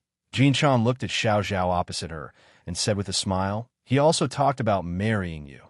"Master," Xiao Zhao looked up shyly. "Ha!" Jin Shan laughed. "That day when I went to the Lingyun cave with that smelly brat to save Chico, I could tell that you were deeply in love with him." Xiao Zhao lowered her head, her face red to the base of her neck. She fiddled with the corners of her clothes and did not say a word. "Sigh." Jin Shan sighed deeply. "The two of you are quite compatible, but unfortunately, you are not fated to be together," Jin Shan said and started drinking again. Xiao Zhao's eyes reddened when she heard Jin Shan's words. She pursed her lips, then picked up the jug of wine on the table and took a big gulp. "What an infatuated, silly girl." Jin Shan looked at Xiao Zhao and said with a sigh, "Master, is it because I'm not good, so he doesn't like me?" Xiao Zhao said, tears glistening in her eyes. "Silly girl," Jin Shan said with a smile. "If you're not good, there won't be any good girls in the world." Xiao Zhao was silent and took another sip of wine. "It's impossible between you and that brat in this lifetime." Jin Shan looked at Xiao Zhao and said, "You can't be his concubine. Even if I were to be his concubine, I wouldn't have that kind of fortune." Xiao Zhao said faintly, "There are many good men in the world. Why do you have to be so stubborn about him?" Jin Shan persuaded Xiao Zhao. "Your martial uncle Mu Sen's disciple Mu Lin, martial uncle Huiyan's disciple Hui Qi, and martial uncle Tu Kuan's disciple Tu Qin all have dignified appearances and bouffant looks. When the three of them first saw you, their gazes, Jin Shan said and drank again. "They're all good, but unfortunately, they're not brother Yi." Xiao Zhao said softly, "Sigh, I don't think you want to be poisoned by the yin-yang goo." Jin Shan sighed deeply. "It's more like you want to be poisoned by the love goo." Xiao Zhao smiled bitterly. "Silly disciple." Jin Shan shook her head helplessly. "Master, don't just talk about me." Xiao Zhao changed the topic and asked Jin Shan, "Are you also thinking about another person like me?" Jin Shan smiled and did not comment. "I wonder how Uncle Yi and the others are doing now," Xiao Zhao said. Jin Shan's expression was solemn, and she took a big gulp of wine. When she thought of the words Yin said to her before he left, her heart was torn again. At that time, Yin told her that he might not come back alive after going to Tubo. This sentence was like a knife that stabbed deeply into her heart. Ever since Yin left, she had no appetite for food and drink. At night, she tossed and turned, unable to fall asleep. Every time she closed her eyes, the scene of Yi Yun covered in blood would appear in front of her eyes. Now, Mu Sun had returned to his wood fragrance pavilion. Shui Ling had returned to Clear Water Room. Hua Yin had returned to Fire Cloud Cave, and Tu Kuan had returned to his thick earth kiln. In this way, only she and Xiao Zhao were left in Pear Blossom Palace. That night, she tossed and turned restlessly. When she finally forced herself to fall asleep, she dreamed of a blood-covered Yi Yin standing in front of her. After waking up, Jin Shan rubbed the silver lock on her neck and could not help but curl up on the bed and cry. Ian had already left for more than a month. She did not know whether he was alive or dead. She had thought of going to Tubo to find Ian, but Tubo was so big. Where could she find him? Speaking of which, if she left, who would guard Pear Blossom Palace? Upset, after crying, she decided not to sleep. She put on her clothes, got up, and went to the winery to get 2 pots of Pear Blossom wine. She was preparing to go to the back garden to drink and relax. Who would have thought that after drinking half of the wine, she would hear Xiao Zhao talking to herself? Xiao Zhao's room was not far from the back garden. In addition, Jin Chan's cultivation was very high, so she could hear Xiao Zhao's voice clearly. Thinking that Xiao Zhao and herself were in the same situation, Jin Chan brought the wine and went to Xiao Zhao's room. With his cultivation, he should be fine, Golden Silkworm said. This sentence was not only for Xiao Zhao to hear, but also for herself to hear. Then, Master, what are you worried about? Xiao Zhao laughed. I didn't think that Master would cry. Who cried? When Jin Chan heard Xiao Zhao's words, she immediately blinked her eyes. Xiao Zhao covered her mouth and laughed. You don't look like it at all when you pretend. What did I pretend? Jin Chan was so nervous that she could not speak clearly. What a foolish and infatuated master. Xiao Zhao imitated Jin Chan's tone and laughed. Glib tongue. Jin Chan was completely speechless. Although her cultivation was high, when it came to glib words, she was really not a match for Xiao Zhao. I learned it from Master. Xiao Zhao laughed. Like teacher, like disciple. Damn girl. You're tuning into the Warrior Lore YouTube channel. Don't forget to subscribe and join us on this journey to catch the most captivating stories.